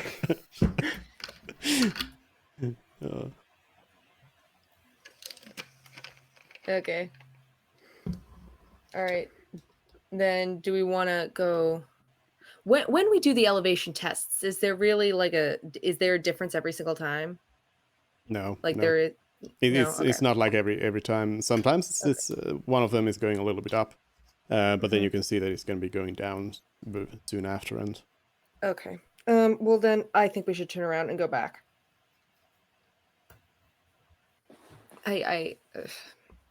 Okay, yeah. I mean, what else can we do? We can continue wandering. We can perform more tests on Celeste. Well, we could try like tying her down and seeing what she does if we walk away. Is she just gonna stay there, or is she gonna like try to follow the group? What you might want to do is, again, let me remind you, rest. Yeah. Oh, yeah. Okay. Or we can feed her the water. Yeah. Let's try that. Or you can feed Celeste to Todd. I remember when I did the detect magic, it was like radiating from the pool, but once you took the water out of the pool, the water didn't have any magic aura. Yeah, it looks pretty inert. But speaking of detect magic, can either of you get rid of magic somehow? No, I unfortunately mean, like not. dispel magic. Yeah, Alright, Does so that let's get rid of dispel. magic? Do I I do have not that? have. I checked if I do not have dispel magic. I think Fred would though. Yeah, I think Fred might have something. Nope. No, Nope. he doesn't have. He doesn't No, have. just detect magic as well. Shucks. Fred can put you to sleep. I have meld into stone if we can do something. No, that's useless. When we took our last long rest, did Celeste sleep? Yeah. So it seems like she is still herself. She's just kind of sedated. Or not? I mean, to me, she is acting a bit like an automaton, following basic instincts, but we can't. Can I take a look at her eyes again? Have they changed? Yeah, you can see the same shine in them now as a dwarf. Damn it. It's not very bright yet, though. It's not the same amount of shine as the dwarves had. But you can see the same coloring there. I think she probably consumed a tiny bit of the water because she dove in. Because Mort and I both stood with our feet in, right?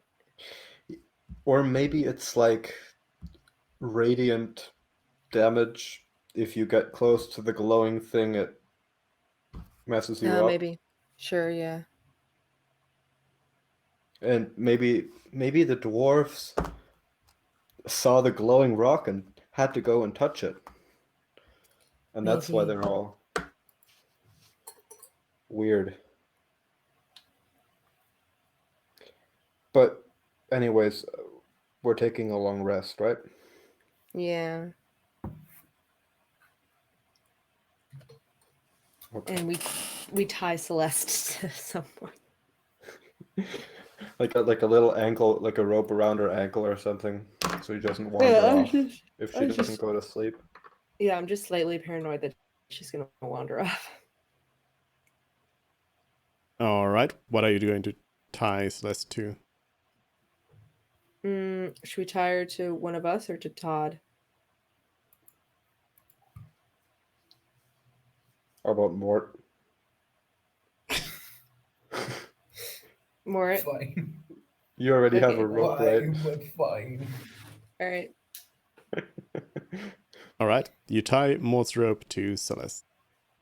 And you go to sleep. Again, I'd like to I'm not going to try to make more poison. I'm just going to keep a close watch on the tunnels. Yep. And see, is Celeste sleeping? Yeah. So she's not just like standing around weird. Okay. While Celeste is sleeping, can I like look at her eyes? So she has her eyes closed, right? Yeah. Can I like see if she's dreaming? Like, are her eyes moving, or is she like talking in her sleep or something weird like that? Doesn't seem to be doing anything weird. Seems to be Is anyone sleeping. else doing anything weird in their sleep? Mort probably, but Nah, nothing strange. Mort's got demons.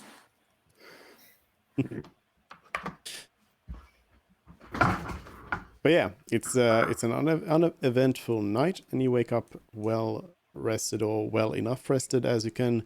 Again, the longer you spend here in the Underdark, for everyone except for the Drow Elf, the less comfortable you are. And even just like, of course, like sleeping just randomly wherever with some bed rolls is always going to be a little bit tiring, but especially in this place, and especially this area of the Underdark, since there really is nothing. I hate this so much. It is a bit drab, isn't it? Ugh.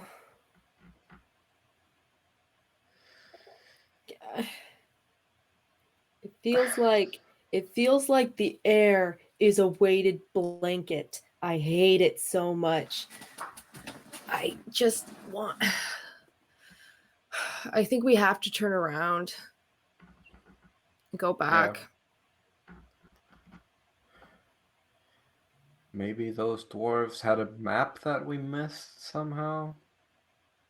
But regardless, I agree. We should go back. Like, What do you think, Mort?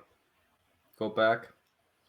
Keep going? mean, I feel as if we've done everything that we could possibly do backwards. If we're going back, we need like a reason to go back. If you miss something. oh, I see what you mean. Otherwise, I feel like dumb. what's happening to Celeste is like those dwarves, and they were repeating that riddle, and she responded to the riddle, and the riddle seems to match. I guess the only reason we think it matches that cavern is because of the word light.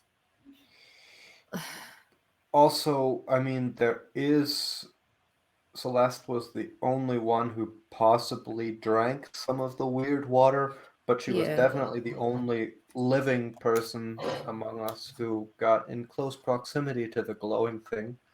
Yeah. And maybe if we bring Celeste in her current state back into the chamber with the lakes, she does something weird. Or maybe we can try Yeah. tossing the dwarves in the lake, seeing if something happens there. Yeah, I think the answer to her condition is back there.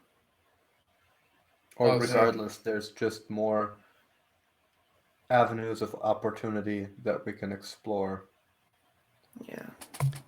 Frid I mean- opines that Frid would want to get to the surface as soon as possible from this place, and thinks that maybe somebody on the surface could help. Really? Celeste. Okay. But that's just Does- Frid's opinion. Does anyone have magical abilities that can dig through stone? I don't have mold earth, no. Do I have that? No, I have another earth ability. Meld into stone, whatever that is.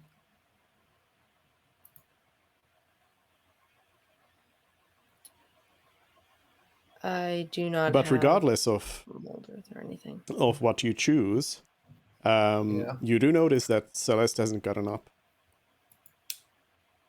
Hasn't gotten up. Is She she alive? breathing? Yep. Is she murmuring strange things? Nope. Seems to be sleeping. We shake her, slap her. She get up? Mort, pick her up and shake her. Still seems to be sleeping. Oh, Can we, damn like- it. Open her eyeball like that, see if there's any reaction. No reaction, but her eyes are now as glowy as the dwarves with a teal light. No. Damn it. Do you have any magical artifacts or special things that could help in this situation? No, the only magical item we have is the time stone that Celeste keeps with her, but it doesn't. It lets you go back like a second. It doesn't. You have an artifact which lets you manipulate one of the fundamental aspects of reality? Yeah, Only yeah, by whatever. a little bit. But Only a little bit. yeah, Jeez. only a little bit. It's not helpful in this scenario. Is I that the only don't- magical item you have? Did I see that they're the magical I think everything skull else case is in thing the they cart. have? I have, yeah. Well, I have my crossbow that I magically enhanced. Oh yeah. And then my super cool sunglasses. And then and our guild communicator. Do we still have that, or was that in the cart? Yep, you have that. We have Can that. you Okay. you have a communication. Oh my god. Oh my god. Oh my god. We've had a phone this entire fucking time. We're This is so like an goddamn early 2000s stupid. TV show We're so where they always have stupid. to make the protagonists forget they have a phone, or it's like Yeah. conveniently not charged, or they just don't remember it. Apparently that's Okay. why Stranger Things is set in the 80s, because they didn't want to do that cliche of, oh my god, I Yeah. forgot my phone. They specifically set it in the 80s so they wouldn't have cell phones. Oh my god, we had cell phones so fucking time. Okay.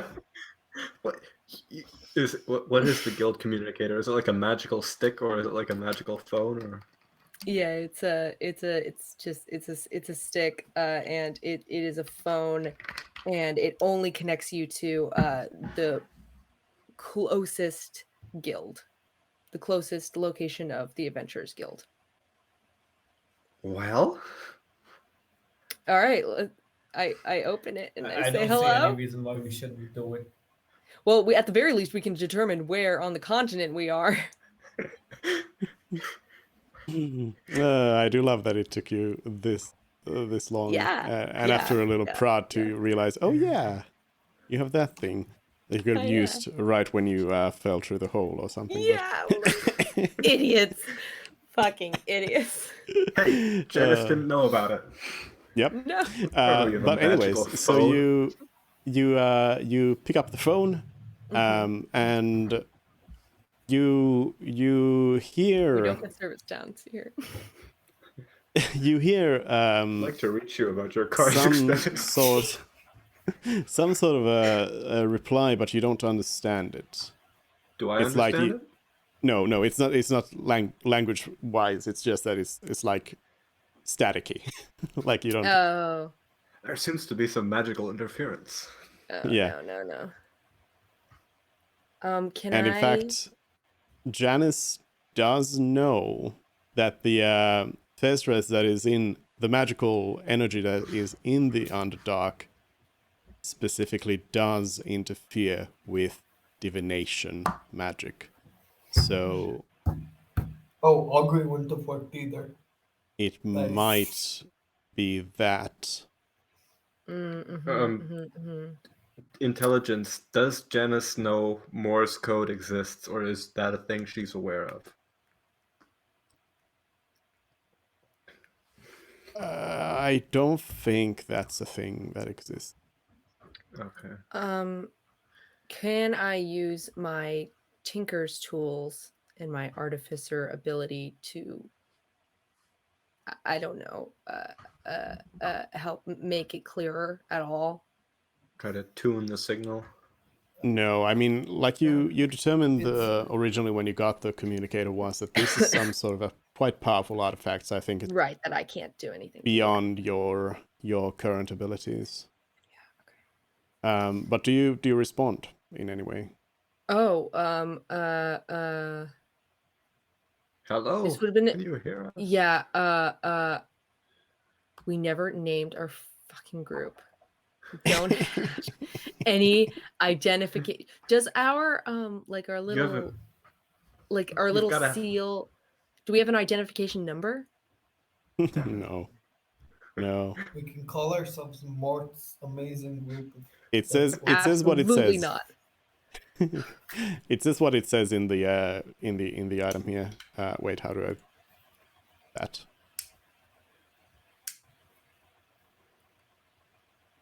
as part of blank, a chartered adventuring company. Yeah.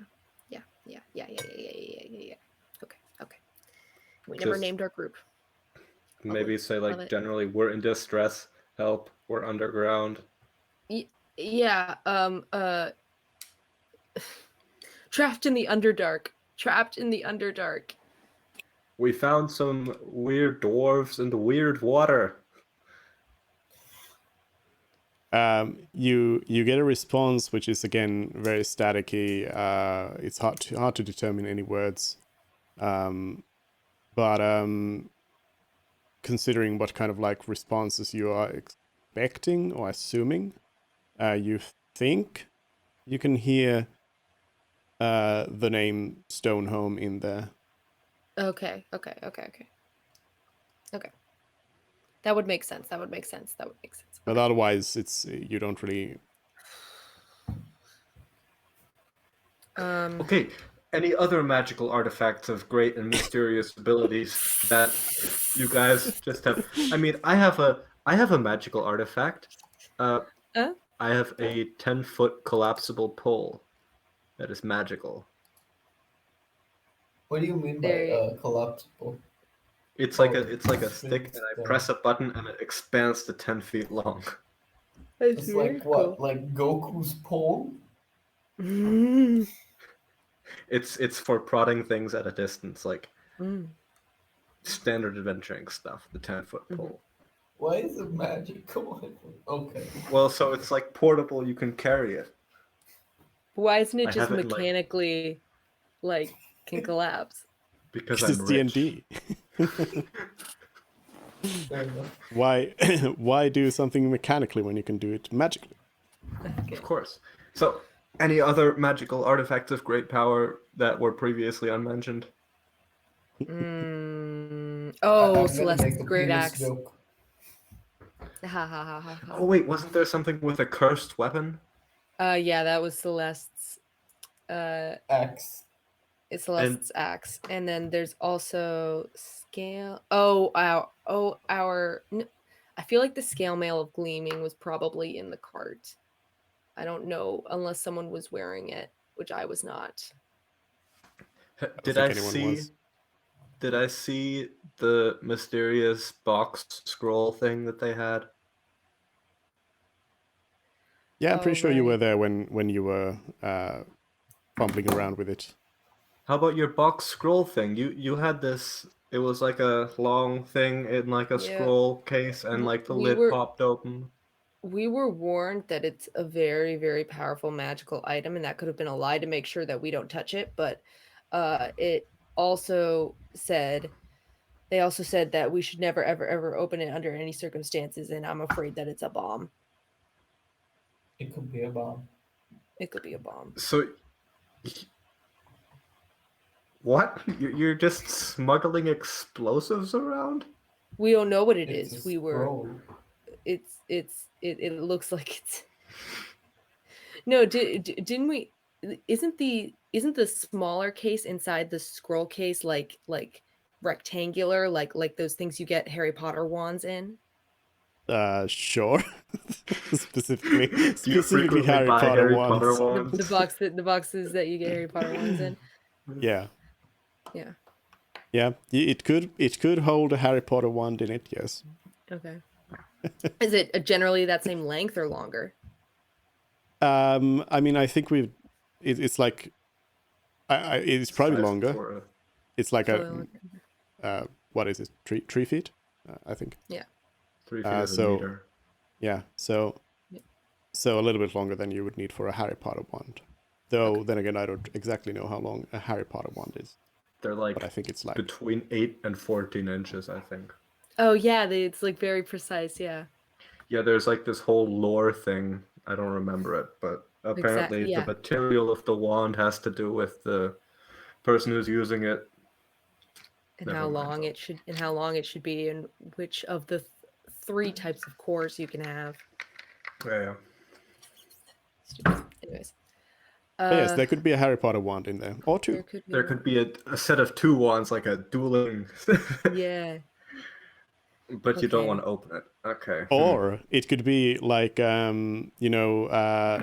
Maul's lightsaber, a double-sided The Harry double-sided Potter wand. wand. Double your casting speed. Just glue Yeah. two wands end to end so you can. Yeah.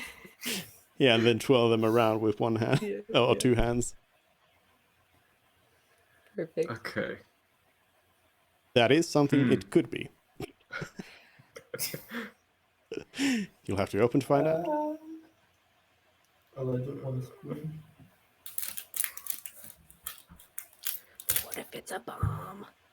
And Mort, you're sure you don't have any cleric skills? Like, isn't there like a divine blessing thing where you can like ask your patron for guidance, and there's like a chance that they answer?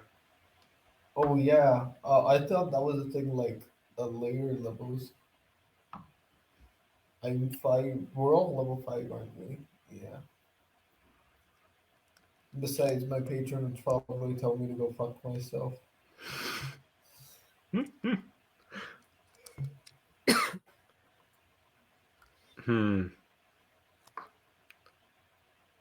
So, do we go on or do we go back? I think we should go back.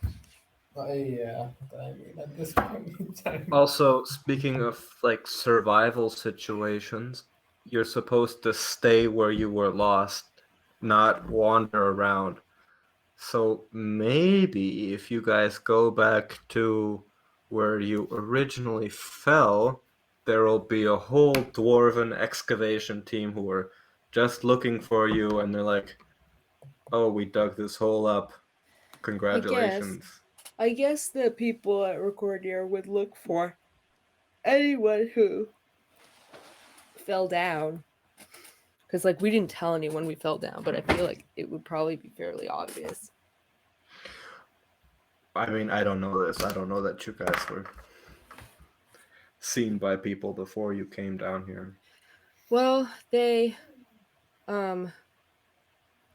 the big gates were closed, and so they said we could take the side entrance, and so we did, and then it collapsed, and so presumably they know that it collapsed, and they know that there were people there. So Are there people who are going to... this may be a bit insensitive, but are there people who are going to miss you enough that they'd come searching for you if you disappeared? not within a day.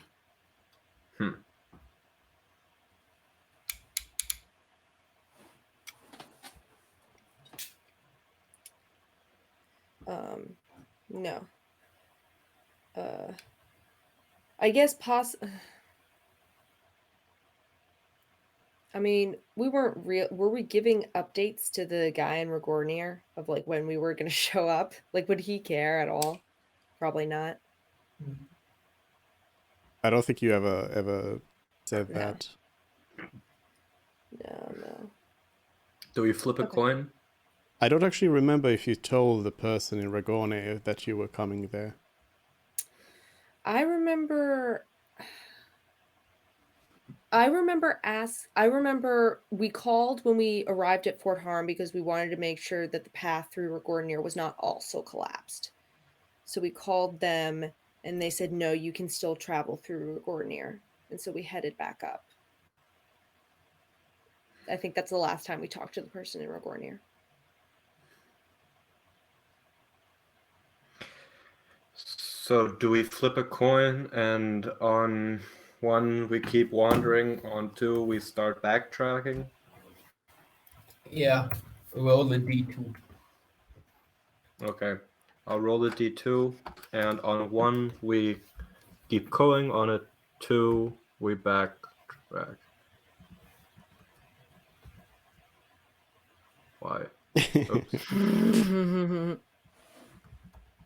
Well, that was nothing. Okay. Okay, a 1. So we keep going, I guess. All right.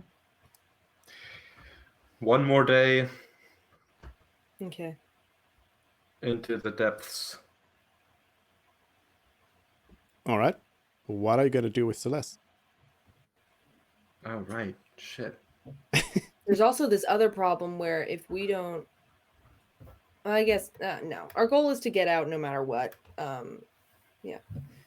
Okay. I guess Celeste. Also- me and also- He Todd won't- can just sort of stretcher Celeste. Yeah. Also, yeah. Can there's I? the food issue. Yeah. There's the food issue. Yeah. I mean, we can eat Celeste or the dwarfs, but that's That's emergency.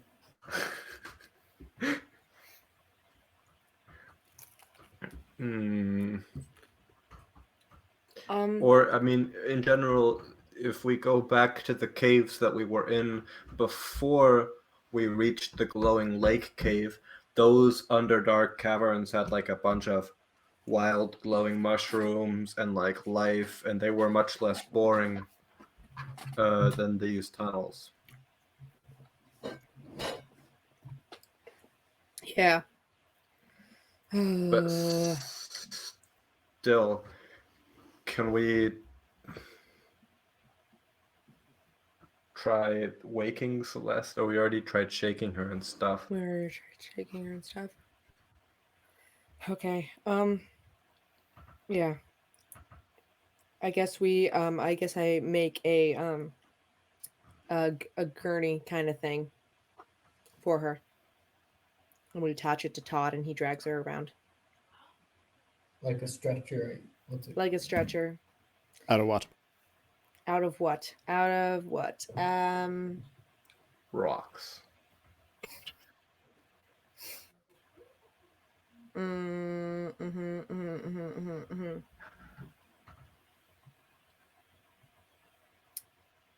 How That's a big great are question. the axes that she has? Big. Big Could you, two-handed like- axes. Could you like put the two axes next to each other and like tie a strip of cloth around them and then like drag that?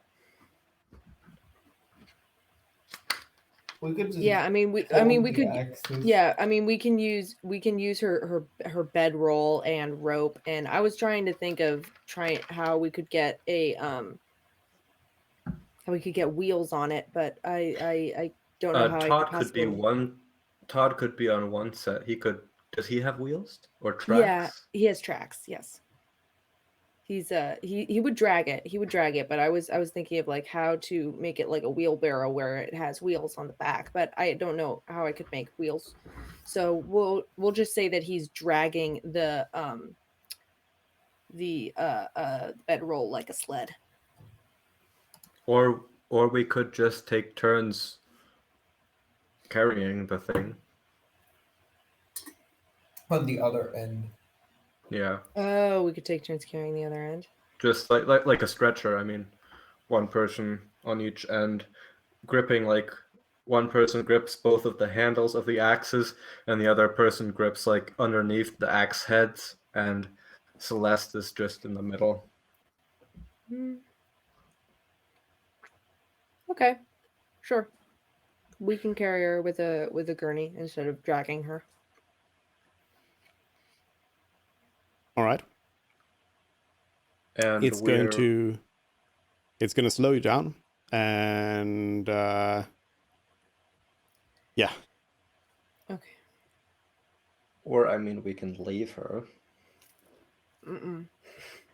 Not yet. Okay. We leave her when she's Not dead. yet. Well, she has like 10 rations too, right? Oh yeah. We should be eating her food. Yeah. Yeah, Celeste has let's see. Celeste has 8 rations currently. Well. So, and the coin toss determined that we're gonna keep venturing onwards into the Yeah. unknown. So, All right. we do that. You keep on going, and surprise, surprise, there isn't really anything interesting going on. You keep walking.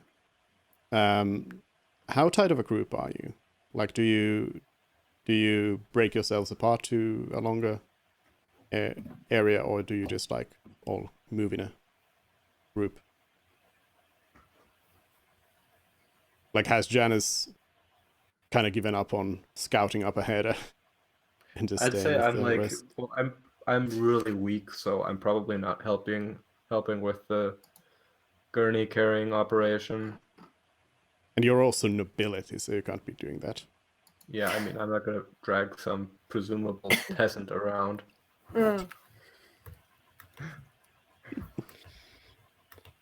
I'd say I'm like 30 feet ahead of the group. Yeah. All right. I mean, I'm still scouting, but I'm not like sneaking around. Yeah. So you keep on going.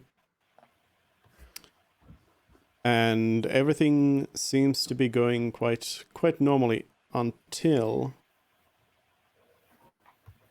at one point you all start to feel kind of weird. Oh, no. Like everyone. And like if you react to it somehow, you can definitely do that. It's like we're talking about maybe like 30 seconds of your vision kind of getting blurred and Do I recognize everything the getting symptoms of darker. being poisoned? You probably recognize them, but this is not it. Okay, but I recognize what this is. No. But I know that I haven't been poisoned. Yeah, you haven't. I mean, you can. Yeah, you can roll an Arcana check to check if you happen to know about what's up.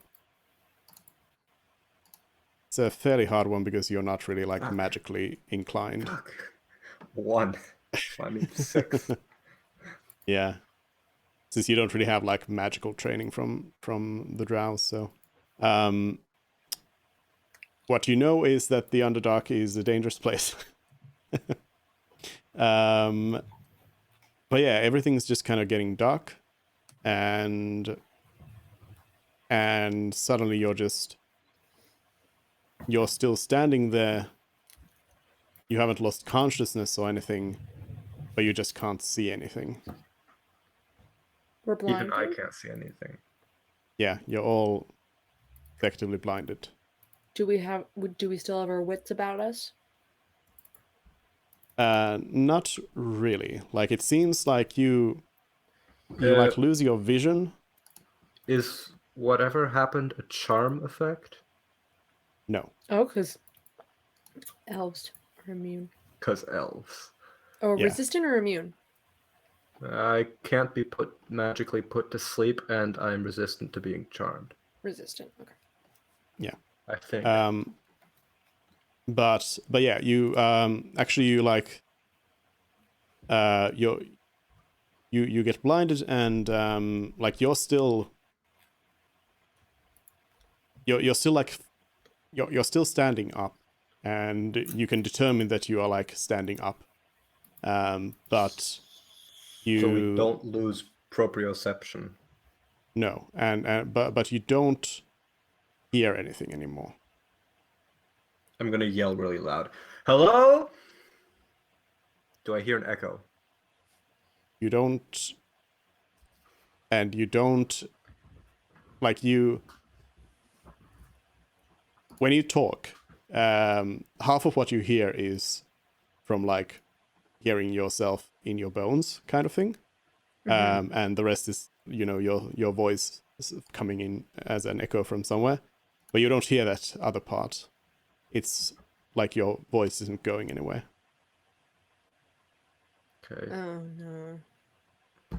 I'll cast Dancing Lights as a cantrip, just right in front of my eyes. Does anything happen? Mm-hmm. You can't see any dancing lights. I call out for Todd and I hold out my hand and can I touch him? Is he there where I expect him to be? Yes. He's there? Okay. What's more doing? I can still feel like my feet on the ground, right? Or no? Yeah, or you can feel that you're standing. You don't feel the ground, but you can Well, like if I stomp my foot, like there's ground. Yeah. Okay.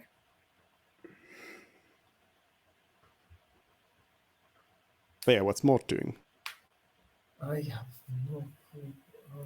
Just generally just trying to hold on to somebody and see if they're doing anything. All right.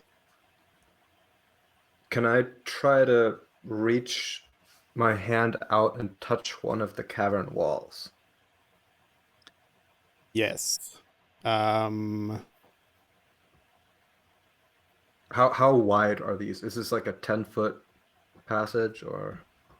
Yeah, like it's wide enough that I'm just wondering kind of well yeah, you kind of stumble around maybe because you need to try and find your way, but you do find a wall.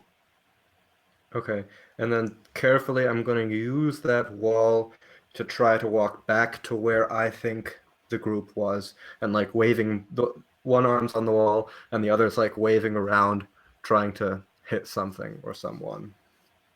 Yep. You make it back to the others. You hit something. Can I like feel what it is? Yeah, you can try, but you don't. You don't really like determine any sort of. It feels like whatever you're touching is like almost like it's like like how should I put it? It's like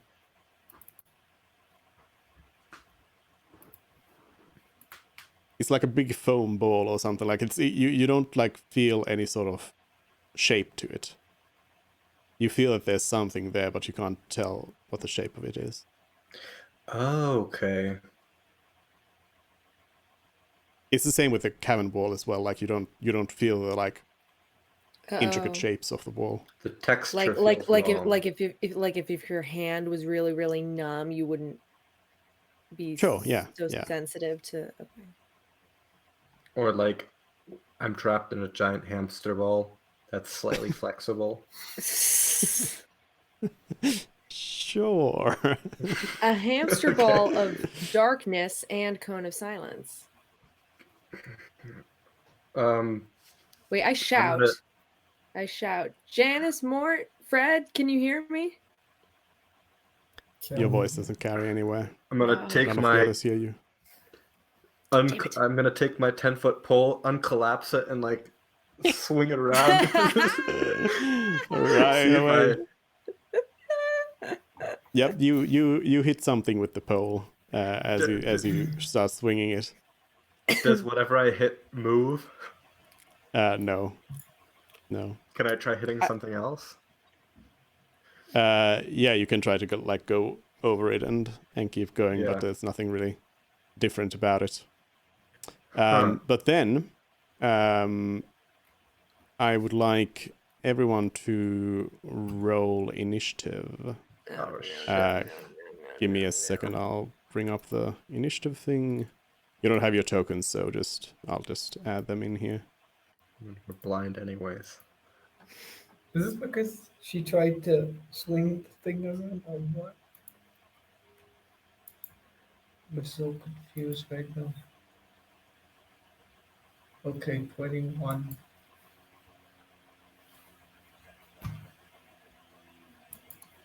So I don't need to click on my icon because I don't have one, right? Yeah, you don't have one. Okay. So. Okay, so I rolled a I'll 10 also- for initiative. Arbitrarily give Frid a 5. Not very Genesis dexterous, Fred. 23, 21, 10 for both Mervyn and Todd. All right. Okay, so we're gonna take turns at what's going on here. So Janice, are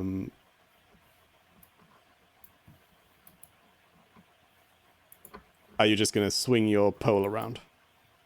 Yeah, so I just hit something. Did I feel anything strange? Or did it just feel like another solid object? Yeah, just another object of indeterminate shape.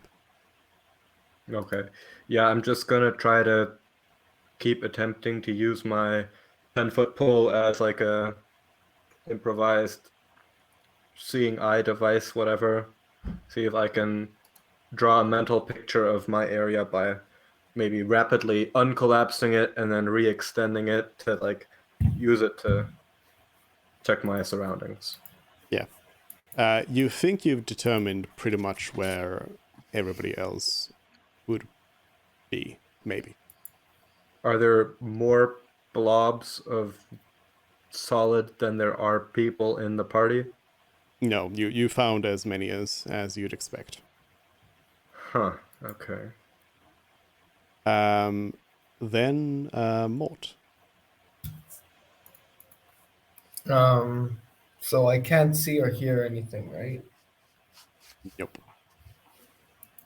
All right. Give me a second.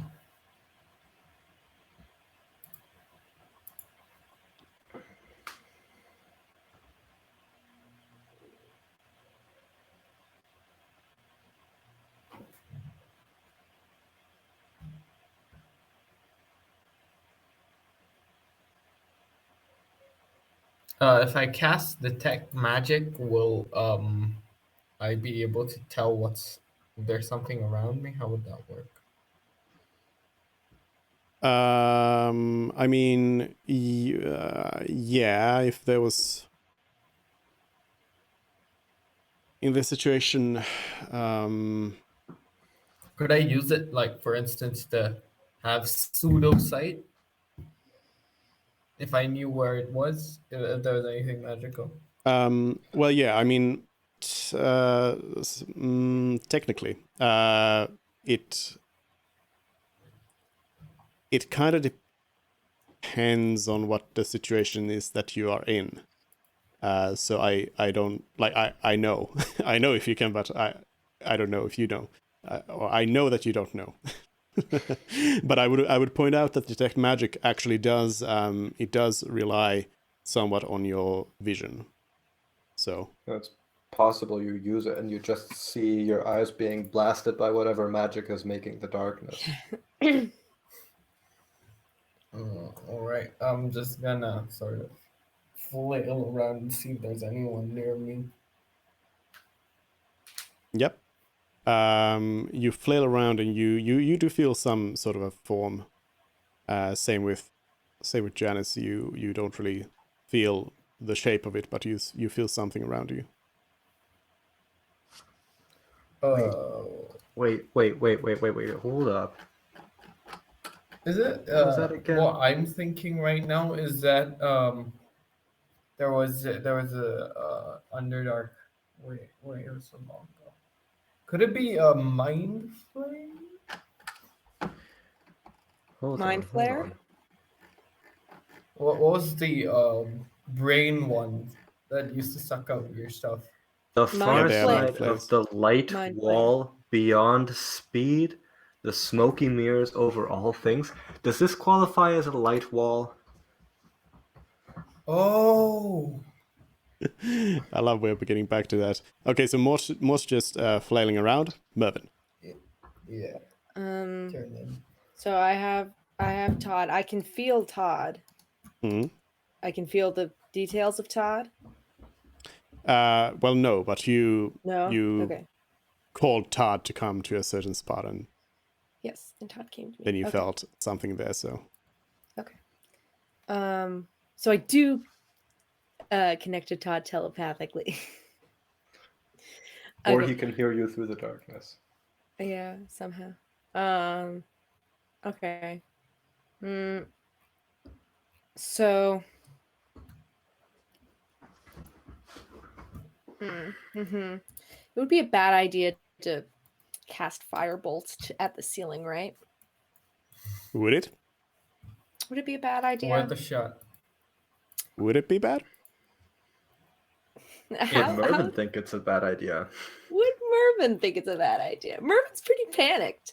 Mervin's not been having a good week. Mervin doesn't like. First, he had all his gold stolen from him, and then one of his friends died, and now one of his other friends is on the verge of death, and he's lost. So you know what? Mervin's gonna panic, and Mervin's gonna cast Firebolt at the ceiling, and see if I can see the fire, if it does anything, if I can hear it, smell it, whatever. So I will cast Firebolt. Woo. Yeah, so since you're just attacking the ceiling, we can easily say that you hit it. There's not really a way for you to miss. But yeah, you cast the spell, and it you don't see or hear anything. You know you've cast it, but you don't see any effects or sense any effects otherwise. Oh, damn it. Do I know it? Okay.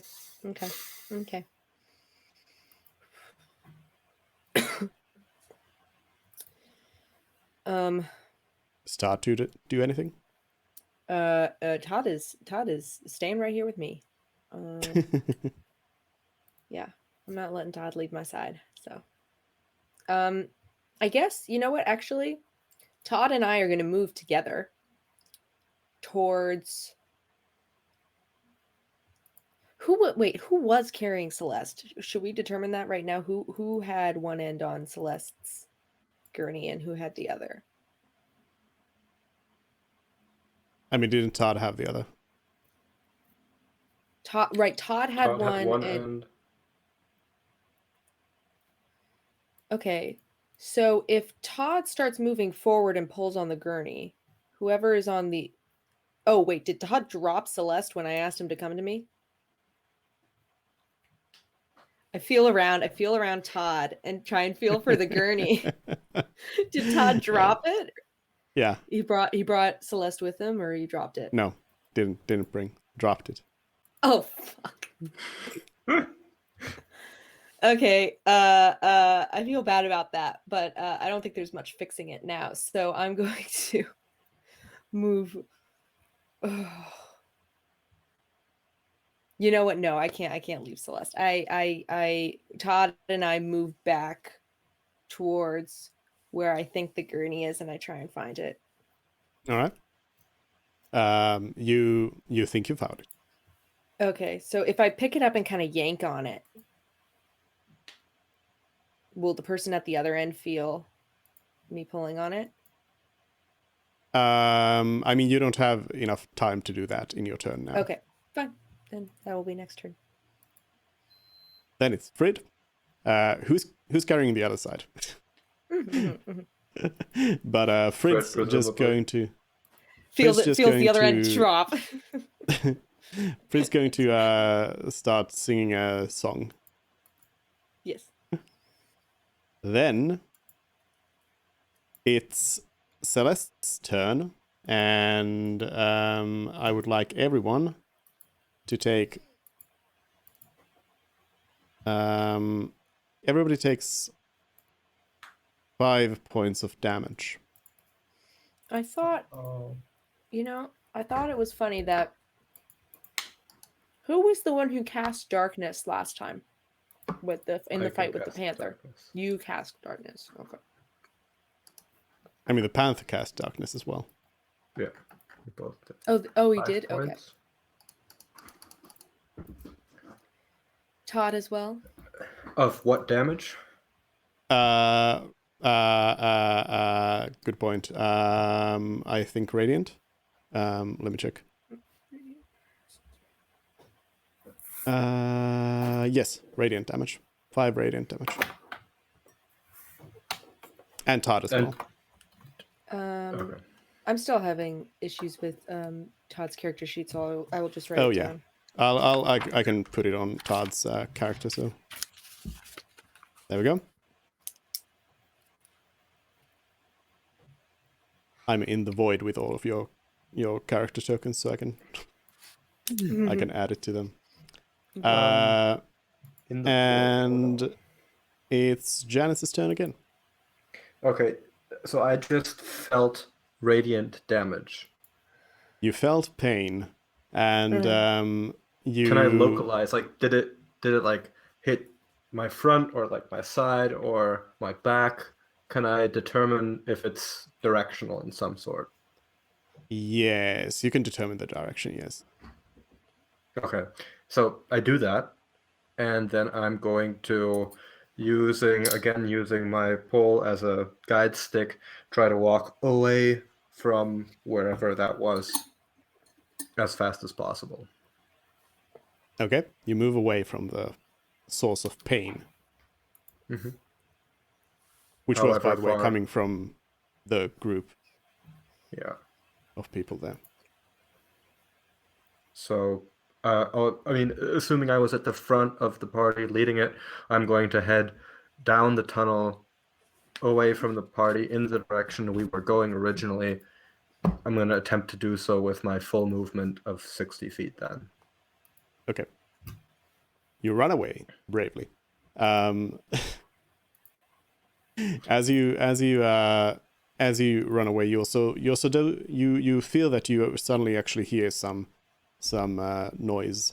Or you start hearing like your footsteps as you're walking. Not very loudly, not normally, but you just kind of hear maybe like an echo of your own footsteps. Huh. And So maybe then there's a radius of effect and not a condition. it's Can he Mort. see now? Celeste is turning into a cursed object. Mm. Okay, so I'm 60 feet away, and I can now hear my own footsteps, or I can see, or... Yeah, you could hear the echo of your own footsteps as you walked. But now it's Mort's. Is there any indication?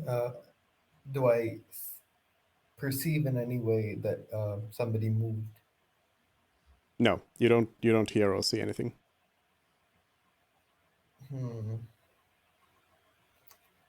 Only thing you Mort would perceived just- was that you got some pain from a direction.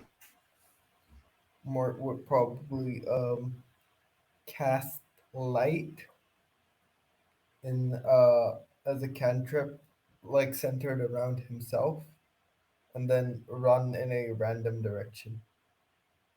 That's what he would. A random away direction. away from where the source of pain was. So not randomly, just away. Yeah, I assumed radiant means from all directions at once, because that's Celeste's attack where she does the whole boom, and everybody in an area of effect takes damage, and that's why I said random. But then I realized I was thinking way too many steps ahead, and I probably needed to clarify. So yeah, where against whatever hurt me radiantly, which I assume is Celeste. All right. And so what do you cast the light on? Myself, but just before running. You're not a so valid that- target for light. No, just like directly in front of me. Needs to be an Just so object. But on what? No, like the cantrip, just Yeah. one centimeter, 2 centimeters in front of me. The cantrip can The only target make is an an- object glow. Yeah. The target is an object. Oh, I thought it was Dancing lights makes like orbs of light. Okay, I'm gonna Can lift up. he just pick up a rock? Yeah, that would work too. Or you can make your clothing glow, whatever. So- You can try to find a rock, but you are blinded and disoriented. I can't just say let there be light. No, you gotta always check the spell for like what's the target. Like it says. Can I just says put if it you touch. around a weapon? Yeah, you touch one object that is no larger than 10 feet in any dimension. Yeah, I'll That's just the do it rule. around my Warhammer them Okay. and then run. You don't see the light, but you know that you've cast it. You run away, and you also note that you can hear kind of the echo of your own footsteps as you walk away. Does anybody else see the light? I mean, party members. Or will they get to know that on their turn? Well, no and no. Nobody sees it because everyone's still blinded, as I said. So they That was cannot what see any he light. would have gone for if he thought something was up. So yeah. Yeah, but yeah, when you're blinded, you don't see anything. You just can't see anything. Mervyn. So I feel around on the gurney. Is Celeste's body there? Probably. That's too much detail to figure out with my fuzzy hand feelings. Yeah. Okay. But probably, you would say. Celeste's body is probably still there. Okay. Yeah. Okay. Hit me with radiant damage. That's so weird. I'm telling you, the rocks were radioactive, and she touched it and became radioactive too. It's like Spider-Man. Except I with a believe rock. I believe Celeste is Azamar, so she has like radiant damage stuff. Which is why we which is why we automatically assumed that she like was attacking us. And also I'm now realizing her great axe that we never properly didn't identify on. I wonder if it like does something if she dies. The cursed great axe. Okay. I mean, Is it offended it was being used as a gurney? I would say that you did determine it properly because, like, it's been fully identified by you. Okay, you don't fine. think there's anything special about it. Celeste You found the curse and properly... everything, so. Oh, we're right. I'm tugging. I forgot. I was. That's what I was doing on my turn. So I tug on the gurney, and I know that Fred is on the other side because it's still up in the air, and that's who was holding it. So I tug on it like twice. Does he tug back? Probably yes. Okay. So then I'm just gonna move forward, I guess, with Todd, one hand on the gurney with Todd, and we move forward. And I'm not gonna. So forward towards further where you were going already. Where we were going, yeah. All right. So I guess that's also what Frid is doing then. So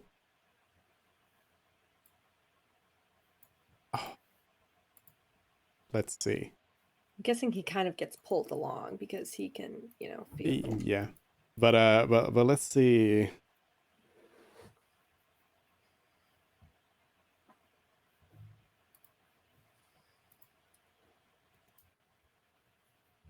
No, okay, yeah. All right. So you pull Celeste around and you move, or the gurney, and you move quite slowly, of course, as you're doing that. Yeah. And Frid does the same, joins you and keeps on singing. But also, both Mervyn and Frid notice that you can also like start hearing ambient noise a little bit. Oh, good. And actually, as Frid's turn goes by, Mervyn can actually somewhat pick out that Frid is singing in the distance, but it feels like Frid would be like miles away. Okay.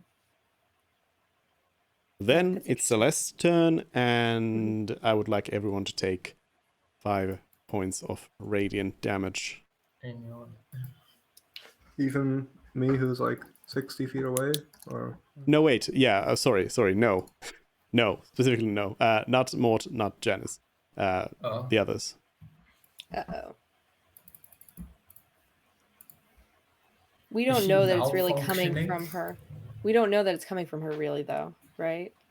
It happened on her turn, so we would. I know we know that, but Mervin and Fred would not know that. They just know that they're getting hurt.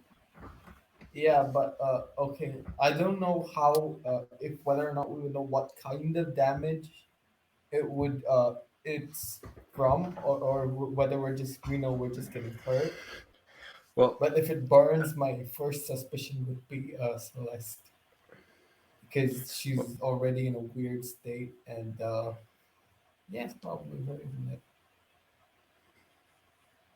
She might have well, been radiant brainwashed. damage is basically light, so it has a direction, and radiant damage is like radiation, basically. Oh, I thought it was like holy Yeah. Holy stuff. radiation can be Holy. like, or it can. I mean, but that's just how I interpret it. But yeah, I do believe you can. I think you can tell like what kind of damage you're taking. Yeah. Yeah, I mean, from like a meta perspective, you have to be able to. Otherwise, like, Yeah, of course. certain But I features think don't make sense. yeah, but I think from even as characters, you do know. Yeah. Like you would know if something's hurting you because it's really cold, or something is hurting you because it's really hot. Okay. Or actually, I mean, that's one thing that you wouldn't know, because super hot things feel cold and super cold things feel hot. Because your pain receptors just can't cope with that.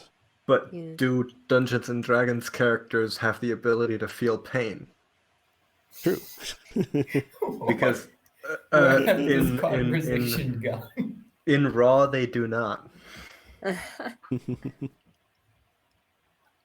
But anyways, is it my turn or? Yes. Celeste Okay. just sleeps.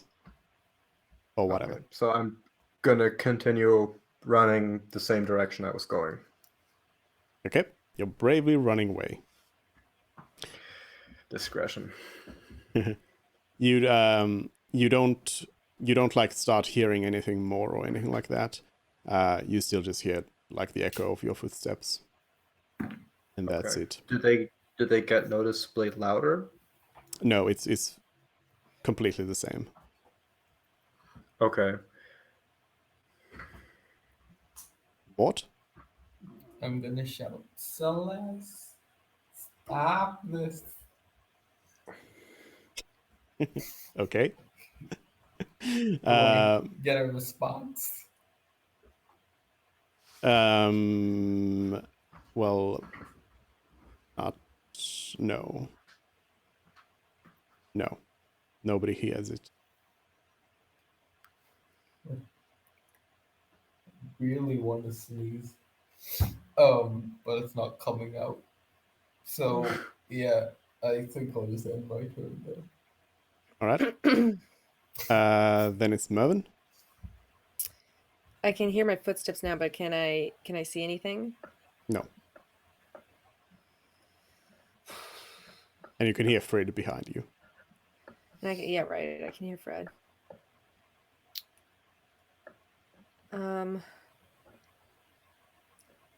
I guess I'd yell, Fred, can you hear me? Fred responds, yes. Oh, good. Okay. Okay. So then, oh God, there's like, I guess.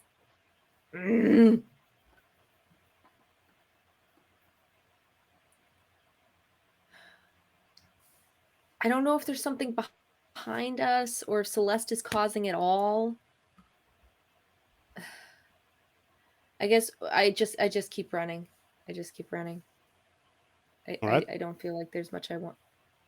I mean, since you're Mhm. carrying Celeste, you're not really running, but We're hurrying. you're moving slowly. All right. I would say if my action is the dash action and and I take my movement and then my speed is also halved, then I would just move 30 feet. Like normal. Your speed is halved. Right. So like If to you're make up to make it up back to normal, I take the dash action. yeah. But you don't go the full 30 feet anyway. You while you're dragging something, you're moving at 5 feet. So Oh, you're okay, gonna okay. end up at 10. But yeah, you're moving real slow. But so is Frid and Todd. As the turns go on here, Mervin and Frid, you both actually start hearing much clearer now, and you also start seeing what's around you, but like through a black cloth or something on your face. But you two can now hear better and see a little bit as well. Okay. Then it's Celeste's turn, and I would like, not everyone, but I would like Frid and Mervin and Todd to take 5 radiant damage. And Celeste also, by the way.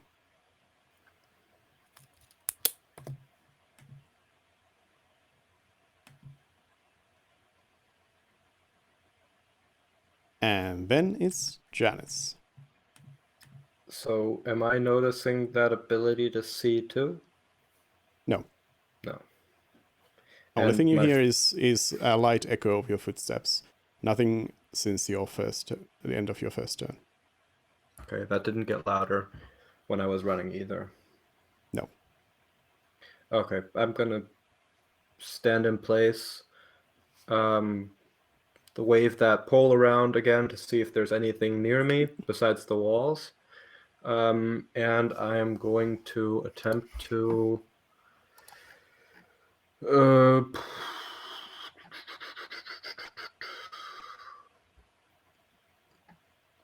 can I maybe try casting?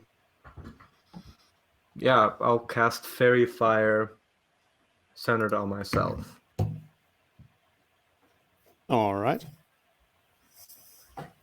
See if that bypasses whatever magic this is.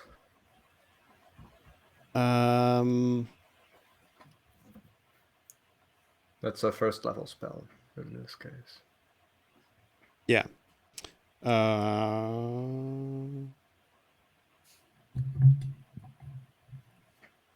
Okay. Yep. You don't perceive anything different from your perspective. But again, you've cast the spell. Okay. Yep, that's my turn then. All right. Then we got ourselves Mort. I'm gonna cast light on my Warhammer again, and then I think the light is already shout. on. Oh yeah, I have to turn it off. I forgot how it worked. And then I'm just gonna shout. I don't know.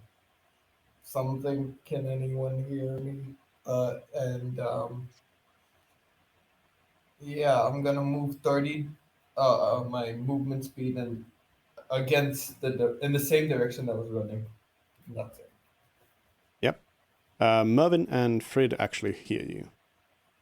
Oh. Oh, nice. Mort, can you hear me? Mort cannot hear you. Oh, interesting. Okay. All right, so Mort runs away yet again bravely, and it's Mervin's turn. So you can see a bit, kind of around you with. Okay, so if I look back at Celeste, is there anything like When when you look at Celeste, you see Celeste just like lying there on her back, but you also see her eyes are glowing brightly. Like really brightly. Oh no, no, no, no, no, no, no. And it's that same color that you've seen. The same thing as you saw in the cavern. You have seen, I think you've seen Celeste do this, do the damage everything around it ability Yeah. before, and then Yeah, her yeah, eyes that was all. glowed differently. Oh, this is different. Okay. Okay. So it's either a she's been under the effect of the water too long, or we took her too far away from the water. You can also see when you're looking at Celeste and assumably also Frid, you can see that there is some sort of haze around all of you. Some sort of blackness. Like it's physically there. Can I roll Arcana to see if I recognize it at all? Like what kind of magic it is? Or would I? Oh no, I would have to use detect magic to do that. Yeah, and you don't really. I'm gonna say you don't really have a chance here.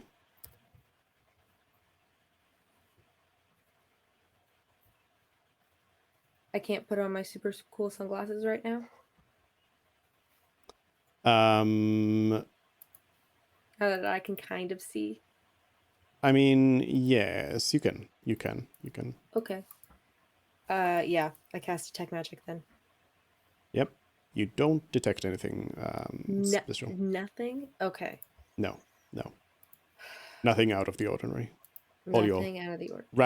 Random magical items you detect, but nothing special about this thing. Okay. Then yeah, I guess that was my action. And there is, so I will keep moving with Celeste and Fred and Todd, except Todd's going to use, and I can be we're assuming, right, if Fred ever gets dangerously low on hit points, he will healing word himself, correct? Sure, yeah. Okay. So Fred I don't have to worry about himself. Okay, good. I was just making sure, because I was thinking about it. I was like, I'm gonna have to cast Cure Wounds on myself in a minute, and then I'm thinking, wait, Fred's okay, right? We don't have to. Okay. Good It's that the fine. healers are all in danger. Yeah. Yeah. Okay, so and then he's going to Todd's going to use his repair action. Yep. To roll 2d8 plus 3 to restore 14. So he is back Plus up to 14, 29. 29 out of 30. Out of 30. And I'm at like Todd 13. has a scratch. Yeah. And I have like, it's important that Todd come out of this alive. Yeah. All right. Alive. Then intact. Your turns end, and whatever was around you now dissipates. Okay.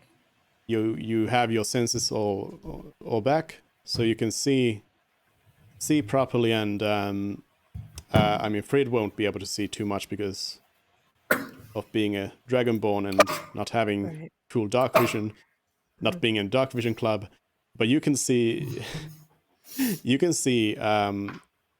some sort of humanoid shape up ahead, further into the cave, and also backwards where you came from in the tunnel. Two humanoid shapes flailing about. And then you can see Frid and you can see Celeste. Does this affect... Are we still in initiative? Yeah. Okay. So then I would like Todd, Mervin, Fred, and Celeste to take 5 radiant damage.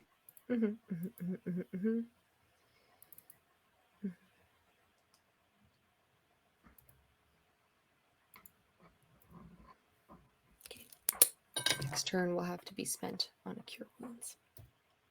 All right. Then, and you, by the way, Frid and Mervin can now clearly see that this is happening from Celeste. Oh, okay. Celeste That's great, is because clearly the source of this. right.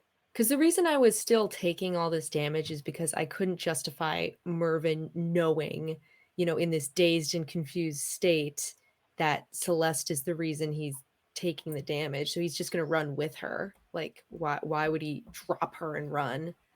Makes That's sense. weird. So I was just Yeah. keeping with her. But now I can drop her. You can I dash. I can, yeah. Now we can say fuck it. Yeah. Then it's Janice. You are still blinded. Your condition hasn't changed since the first time it changed a little bit. Interesting. You have because no idea what's going on. We're Yeah, I'm taking just gonna- damage. Is that why? I'm gonna yell, "Can anyone hear me?" As loud as possible. Mervin and Fred can hear you. And Todd. Do they yell anything back? I'll yell. Janice, can you hear me? Janice Yeah. cannot hear you, but you do now determine that, like Mervin determines that the shape up ahead is Janice. Okay, but I'm like 120 feet away.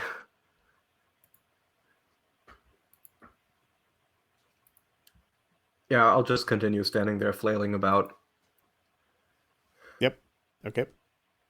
hitting imaginary foes in the darkness with the pole. Yeah. So what I see is kind of a blurry image of Janice. And there's the fairy fire that is. Oh, yeah. I mean, if you can see me, then I'd be glowing purple. Yeah. Yeah. Yeah. So perfect. Yeah. Then it's Mort. Majestic, noble, regal. The image of poise. Yeah. I intend to do similar things in that I'm going to just scream and flail about and hope somebody rescues me. All right. Well, Mervin and Frid notice somebody screaming and flailing about, and you determine that the person behind you is Mort. I love how Mert As acts like dignified he's as the possible. most delicate one in the party when he has this, like, the second most amount of hit points. Like he has a lot Always of hit done this. points compared to everyone else, but he acts like he's a level 1 wizard who can't take any damage. No, I think that's a great part of his personality. I think it's fun. All right, Mervin. Yes, my turn. Okay, so now that we know that Celeste is doing this, I say,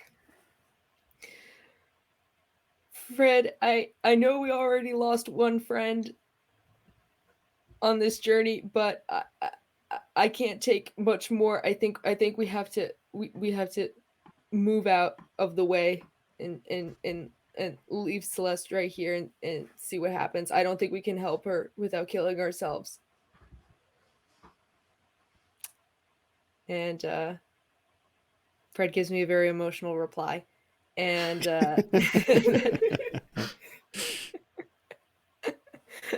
we can imagine. And and we set Celeste down on the ground. Is that my action, or can I cure wounds myself? You can cure your wounds, yes. Thank you.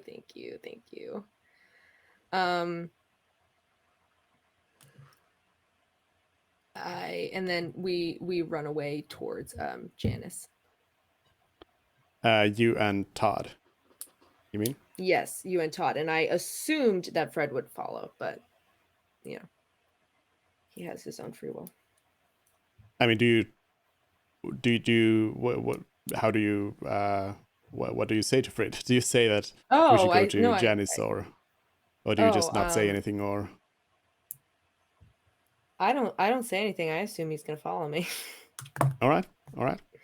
I just You go just forward. gave that speech about how you think that you can't survive being near her much longer. So I don't think we can survive being near her much longer. So just any direction is fine.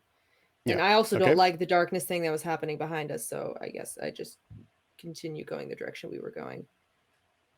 All right. Then it's Fred's turn. And Fred actually, since you didn't give any sort of advice, Fred decides to go and try and help Mort. So Fred runs over to Mort. And what does he do? Just dashes over there, doesn't do anything yet. Do I hear him? No. Oh. If I heard him, I was definitely gonna deck him. Then Celeste takes some damage. And it's Janice. I'm You still can't hear anything. experimentally. I'm gonna try to yell again. I'm gonna gracefully flail about a bit more. But other than that, I'm gonna stay rooted in place. All right. So Mervyn and Todd observe as you gracefully flail about. It's hard to watch. Mort, do you do anything different? Other than generally flailing about, pretending I'm a delicate little flower. Oh no. All right. Then it's Mervyn again. I shake Janice. Can you hear me? Can you hear me, Janice? I assume I've gotten to Janice now. Sure. But you Whack. So right, I make a dexterity check to see if I can dodge the pole. I mean, so you do grab onto the form that you've determined is Janice. And it's glowing purple, or? But you are touching only the blackness around it, and it feels like there's it a close- feels very, very cold to your touch, and it feels very unnatural. So it's like a cocoon or something. like it's necrotic, maybe. No. Okay. Interesting. And if I shove her, will she fall down? I mean, With my -2 strength modifier. And my -1 strength modifier.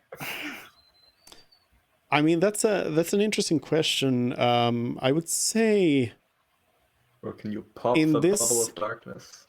In this situation, I'm not going to say that this is going to be true forever, but in this situation, I would say that yes, Janice would fall over, because you don't have any sort of currently any sort of perception of what's going on, so it would be a complete surprise that somebody would push you, and you would probably not. Should I try and attack me if I do that, though? Ability to do anything about that. I'm just lying on the ground now, still wildly fighting imaginary foes.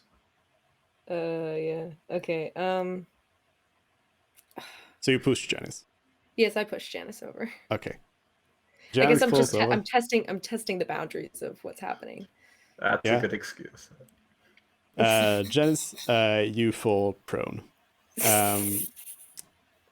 Do I you don't hit my head or anything? No, you don't take any damage or anything. In fact, you seem to.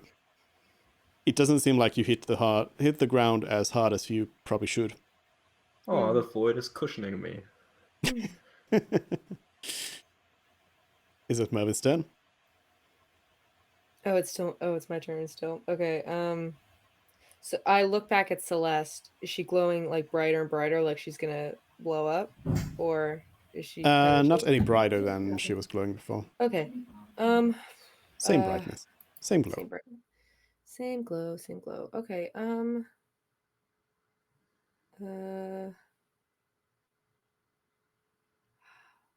It's like a brightness level of 10 anyway, but Yeah, I don't have anything helpful for her.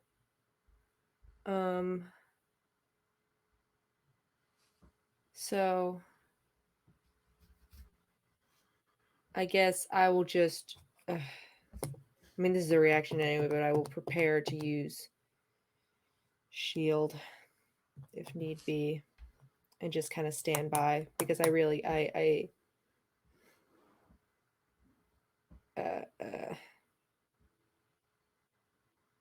and maybe keep shouting to Janice. Hopefully she'll hear me. I know she's not going to.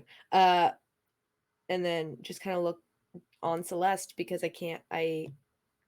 there's nothing I can do to help her. I don't understand what's going on, and if I get closer, I'm going to take too much damage. So I'm just going to sadly look. all right. You're gonna sad.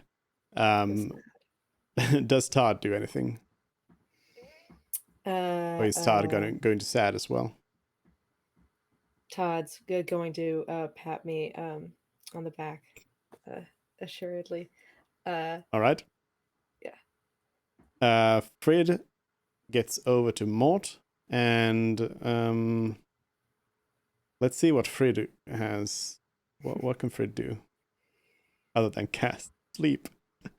Or viciously mock? Does Frid have anything? He can persuade the darkness. Hey, Void. He can't get less than a 20 on a persuasion roll. No, I think it's 18. Oh, is it? Okay. But I think Frid's going to. What's that? Oh. I'm like, whoa. He has a solve all the problems ability, or yeah. No, I think Frid's gonna go ahead and cast Healing Word on Mort. Trying to cast it. So He's not going to heal himself? Frid's feeling brave currently. Oh, yeah. I love it They're when brave Fred on feels this, so- brave and almost dies. That's never Wait, happened what is before. that? So Frid casts this Healing Word towards Mort, but it actually doesn't reach Mort. Okay. So you don't get healed. But it also didn't seem to have any sort of effect on the darkness around Mort. And then Frid looks sad. And it's Celeste's turn, and Celeste is going to take 5 points of radiant damage. It's going to take a Janice. while. 5 points every turn. Okay. Like, it would have taken 6 turns to kill him. Me. okay, It's I'm less to the gonna barbarian. put away. So Janice, Janice, you heard Mervin's voice. Oh. Again, like it Okay. felt like it was miles away, but now that Mervin was shouting at Okay. you right next to you, you could hear something. So at least you know that someone's out there. Okay, I'm gonna put away the pole because it's ineffective, or it seems to be ineffective, and I'm going to take out my daggers and start trying to stab the darkness. Like, see if this like shell around me, or cocoon, or bubble, or whatever it is, if I can like poke through it with the daggers. Just So like you're stabbing in the darkness. yeah. So just going ham at it. wait. Are you trying to like so I'm trying to determine Janice is like stabbing forward, like you're trying to stab Well, something I'm away from you. prone, so I'm like lying on the ground, and when I reach towards the ground, I feel like this weird whatever it is. I don't feel stone, so I'm just gonna like try to hole punch Stab through down. it. Yeah. Okay. Nothing. You don't seem to be doing anything to the darkness, but you feel like you're hitting the stone, and I don't Okay, know so I don't feel if- like a soft, squishy darkness, whatever No, it is. no. You feel like you just hit stone, and I think you might probably want to stop hitting the stone Okay. with your okay. dagger, When or I feel else when I feel it's stone, gonna. I'm gonna stop trying to break Yeah. my daggers. Yeah. So we're not running with our full bodies in sleeping bags. So that's kind of what I was picturing when you said that we were like shrouded in darkness and that like it kind of like moved with us. I Like, mean, yes, but Yeah. what Janice was doing right now was not. It's not gonna work. it's Not gonna help. Okay. My daggers aren't Unfortunately. magical enough. I see. Perhaps, or then there was something else. But is that what you do? Wait, I can't see myself, right?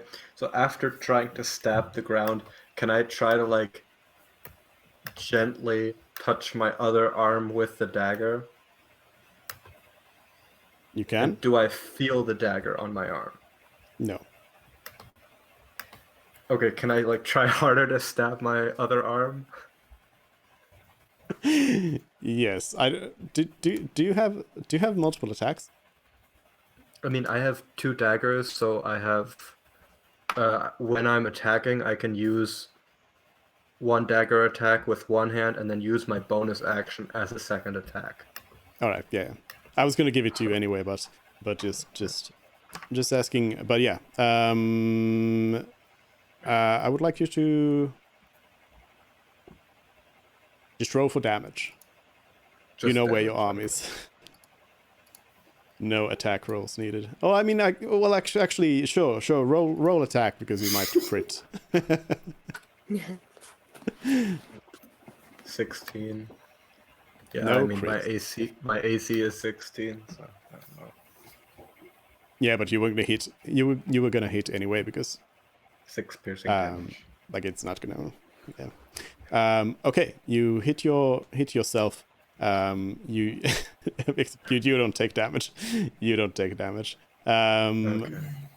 But you do notice that you suddenly start hearing and seeing a little bit. Ah, okay. And Mervin just sees me then like slowly appears stabbing myself with a dagger or something. Oh my god, Janice, no! Yeah, and Mervin sees that What sort of weird the seppuku? blackness around Janice kind of dissipates a little bit. Oh goodness. Then Stabbing yourself is the key here. Lesson learned, okay. Okay. it's Mort's turn.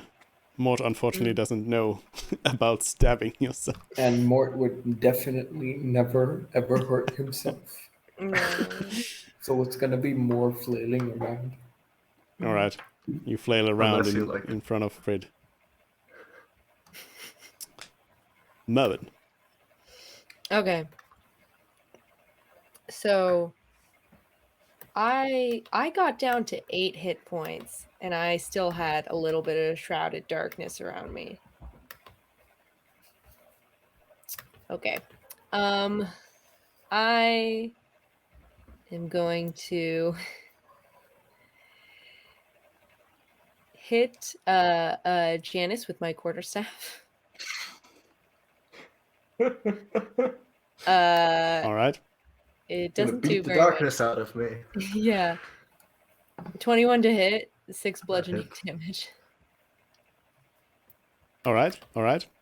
I was again going to give you the option. Janice may have just taken the hit if you wanted, but you're going to get hit anyways because Mervin was just too good. So Janice doesn't take any damage, but the darkness around you dissipates entirely. Haha. And now I'm just glowing purple. along with Mort or Yeah. Marvin. But I still have a little bit of shroud, right? No. No, nothing. No. Okay. Nobody. The only one who's got anything right now is Mort. Mort is Oh. in the darkness. Okay. Oh, I don't think there's anything we can do for Celeste. I feel really bad. We can deal damage. I can shoot her with an arrow. But I don't know if that'll do the same. I mean, I was just stabbing myself and it worked. And then you hit me with a stick. Yeah. I mean, Yeah. Celeste doesn't have any darkness around her either. No, Let's make that it's clear. quite the opposite. It's She's glowing yeah. really bright. Yeah. Like maybe there's like a So parasite you shooting in her. her would be you shooting her. Yeah, okay, I'm not gonna do that. Okay.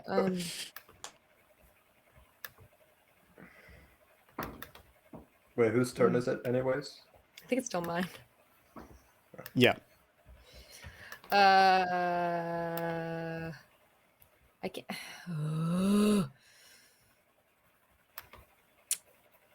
There's nothing new I notice about Celeste. She's glowing. The color of the water. And emitting radiant damage. Yep. She's just exploding every turn. Yeah. Can you cast like sleep on her, or do you have any human attacking spells that are non-lethal? She was already like practically in a coma. But her eyes were. I don't know. That's never mind.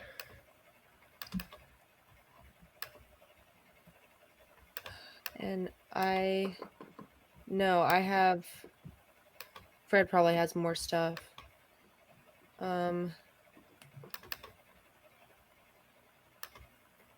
Or maybe even Mort would have stuff to like kind of freeze her.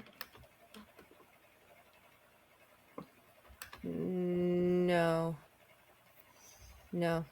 Okay.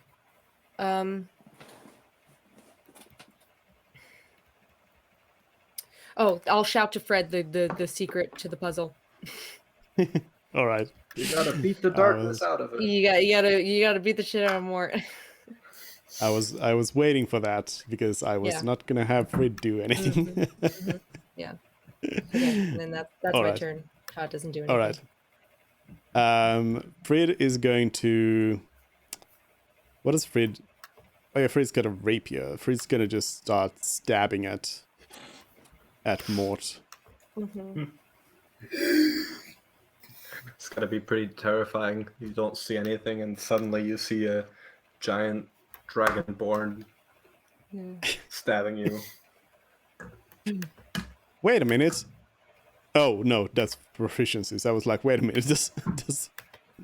Does Frid just have every weapon? Why is this not set up?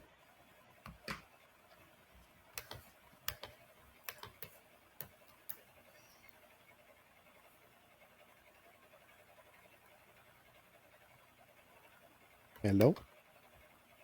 It's not doing the thing.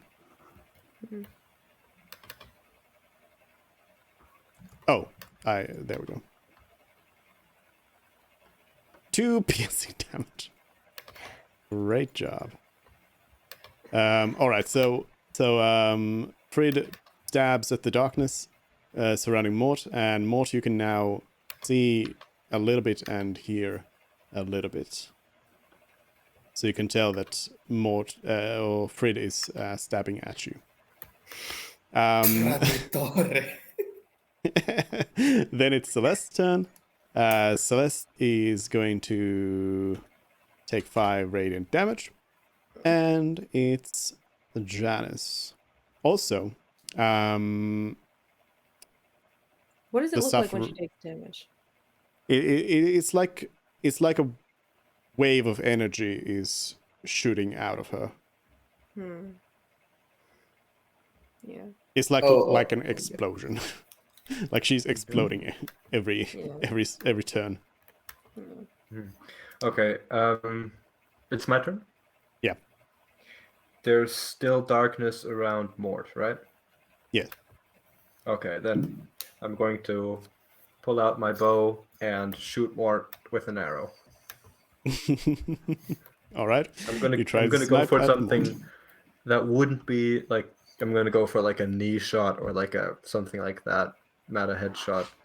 So even if it were to hit, non-lethal damage. Short bow, 23. I assume that hits. Yeah. And 9 piercing damage. And is it a sneak attack because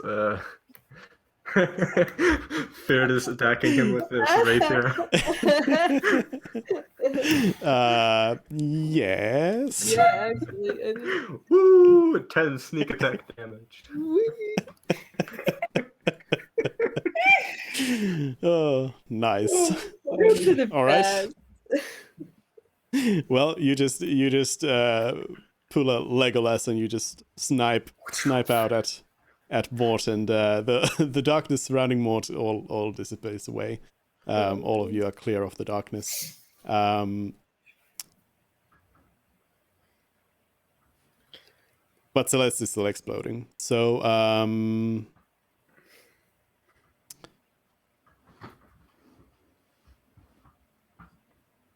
I'll turn the initiative off. So you're all free. Frid and Mort on one side, and Mervyn and Janice on one side, and in the middle is Celeste, whose eyes are glowing bright and is exploding every now and then. And if you've got seconds left here. I'm to thinking do something if now you want that to do something. Now that I've seen this whole cycle from being blind to taking damage, do I recognize what this is now, or can I try to make an Arcana check again, basically? Yes, you can make a check. Okay. Straight? Yeah. Okay, 11, not much better. You don't think you've heard about anything like this. Mm-hmm. But then again, you have heard about a lot of dangerous, weird stuff going on. So this seems like something, like you don't know what this is, but this seems like it's normal for the Underdark. Standard Underdark weirdness. Yeah. More, do you have anything to like freeze the progression of poison or decay or something? Anything? I'm gonna try and cast Lesser Restoration again. All right. Is that not a touch? It might be touch. Let me just pull it up.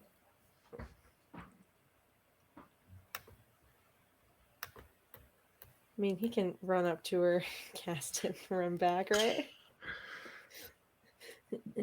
I mean, you're gonna take the 5 radiant damage running in there and touching, but yeah, you can of course do that. But yeah, it's a touch.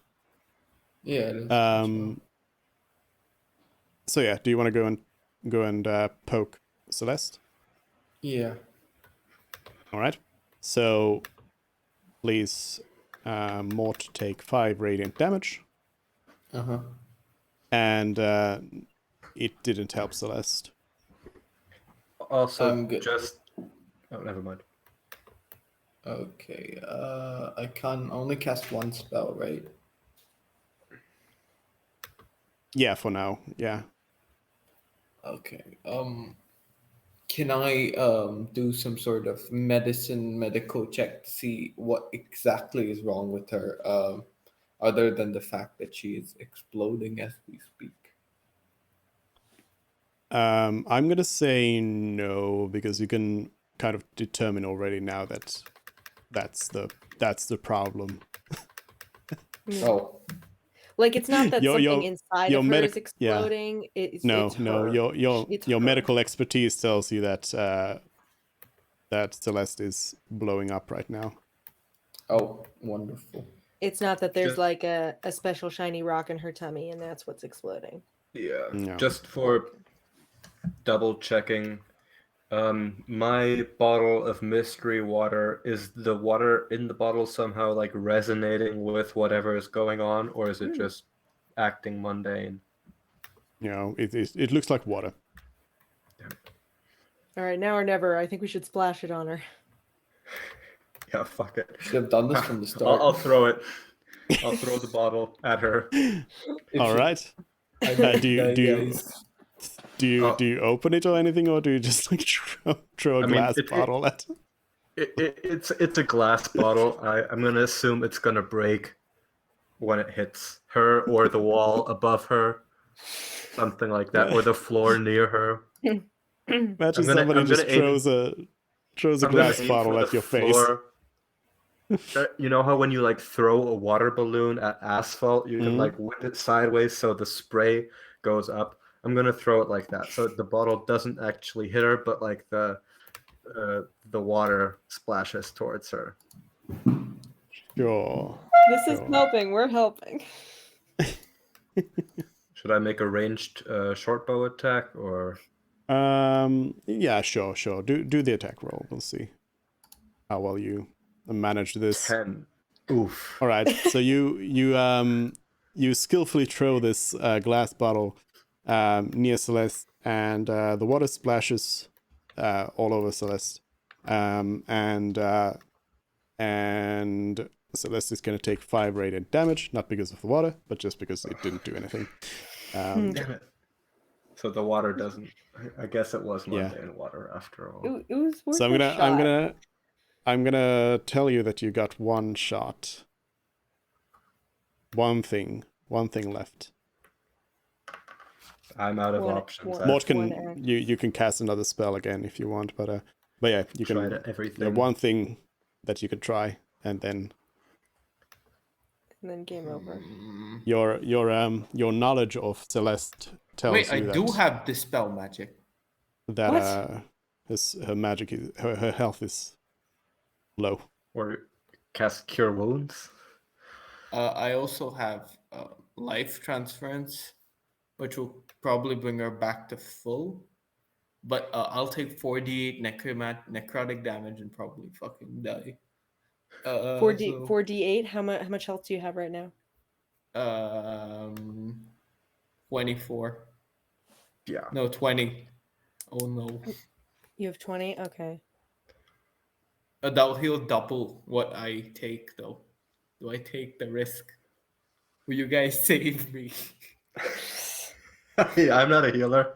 I have 1 dose of poison left that isn't really useful. I mean, we might as well. I mean, if you can try dispelling the magic, but Yeah.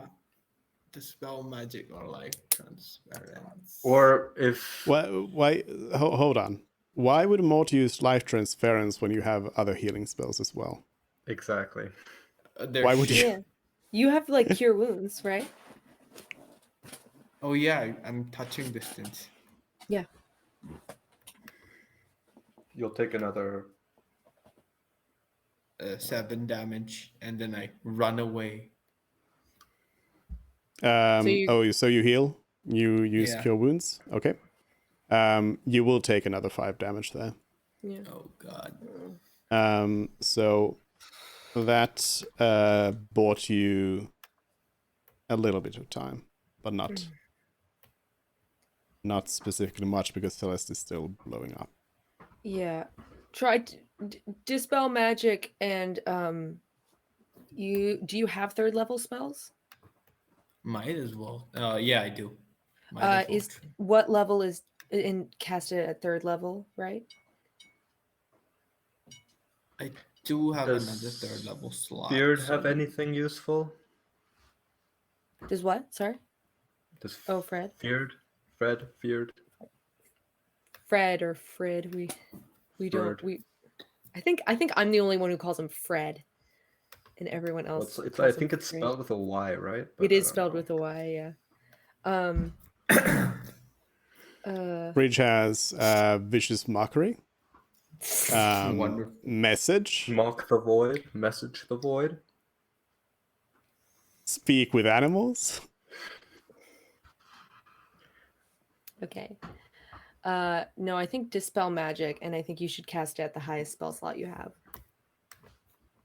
Unless there is a different spell that would be more useful. I mean, Dispel Magic is already level 3, so it's the max. Oh, it is? Oh, that's the Yeah. lowest? Okay, I thought. Yeah.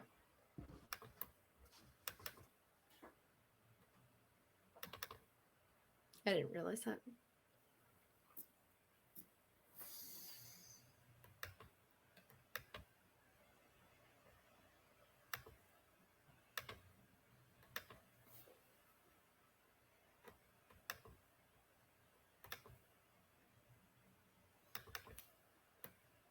What does more to choose do? I think we have to try Dispel Magic at this stage. It's like the last roll of the dice. And if not, if it doesn't seem to be working, we have to just run for it, book it, run.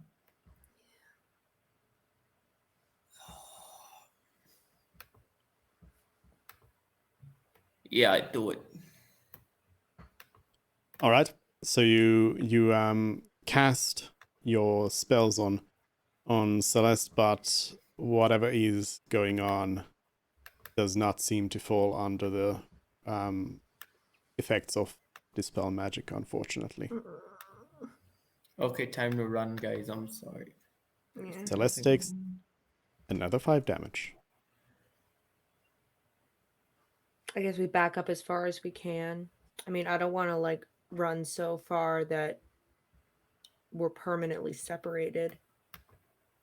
I mean, just before that, if we still have more time, I'm gonna cast. Where is it?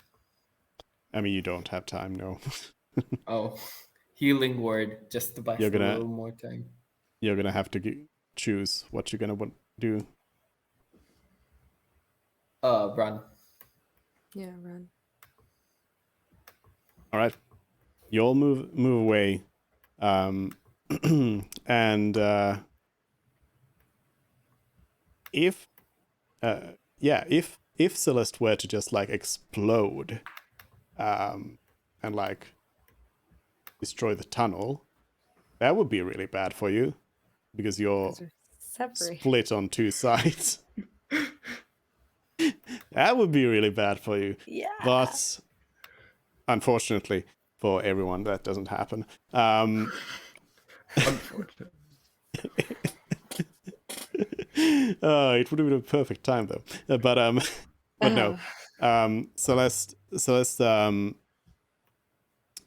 There's another one of these explosions, but this time, it's a slightly like brighter explosion, and it's also the same color as that teal light that you've seen in these caves so many times now, and that just seems to like completely disintegrate Celeste and everything on her person, including the time stone. everything around except for the time stone. Oh, good. And any magical with a magical weapon survive? The great axe also got destroyed there. Okay. But the time stones seem to be, let's say, luckily enough for you, it seemed to be strong enough Okay. to not be destroyed because It went back Or we in time and could, saved or we could retcon that we took it off of her as soon as she was looking weird. itself. Nope. No, Nope. we We should should have have said taken that. it. When... no. Yeah. Why did But we, yeah, why yeah, did we the- leave the obviously? Never mind. Yeah, I mean, I don't know if it was clear to you. Tillman, but the time stone is also it's a thing that traps a time demon inside of it. Yeah, okay. There's a horrible creature inside of it So if that it you breaks, don't we're want so screwed. to let out. Oh, That was so like many that was like things. the, that was like the big thing when they gave it to us. It was like you can use it once per day, and you can use it more than once per day, but you risk breaking it. And if it breaks it, you're totally fucked. And so I just now realized when Celeste explodes, I was like, oh no. She has it. She has the Yeah, time. but luckily it's a slightly sturdier artifact than that, Good. so it's not gonna be broken down that easily. But yeah, unfortunately, nothing left of Celeste or anything else except for that one stone. Damn.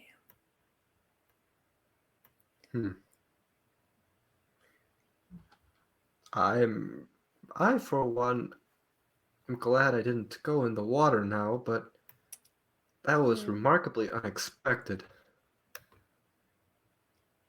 Yeah. Guys, it's really late right here, so can we sort of end it here? Sure. Yeah. All right, we'll end it here and continue on next time then. Again, I'm actually not sure if we'll see if we'll invite a new player in next time or the time after that. We'll see. You're still kind of stuck in nothingness, so Infinite cave wandering. yeah. But perhaps next time HJ is joining in, so you'll have more people to decide where to go. We can spend more time not trying to figure out what Celeste's algorithm is. Or... Yeah. And you will find your way out. I trust you. You can do it. You can do it. But anyways, thanks everyone for joining in. It was nice to play again, and we'll continue on next time as you continue on adventuring in the dark. And mourn the death of yet another party member. Yeah. So many lost to the Underdark, and well, I mean it's It's a fitting. dangerous place. It's a dangerous place, and the whole party is definitely gonna know that now. Somebody's gonna in the future be like, "Hey, you do this quick quest down there in the Underdark," and everyone's gonna nope. It's like the Rick and Morty meme. Underdark, 20 minutes in and out. Yeah. All right. But anyways, thanks all, and I'll see you next time, same time, next week. All right. Bye-bye. Bye. See Bye. you guys. All right. Thanks everyone for watching on I was about to say YouTube. You know the site you're on. The other one. Let's go. I'm not seeing any D&D around here. Let's go check out. I'm going to take you over to Likada, who's doing some wigs. I'm getting an ad, so I don't know what kind of wig, but some sort of wigs. Let's go there, and I will see you all tomorrow with Warcraft 3. We're going to finish all of that, and then next week's schedule, I'll be posting it after stream here. Oh, and we got the new raid messages as well. But anyways, see you all. Bye.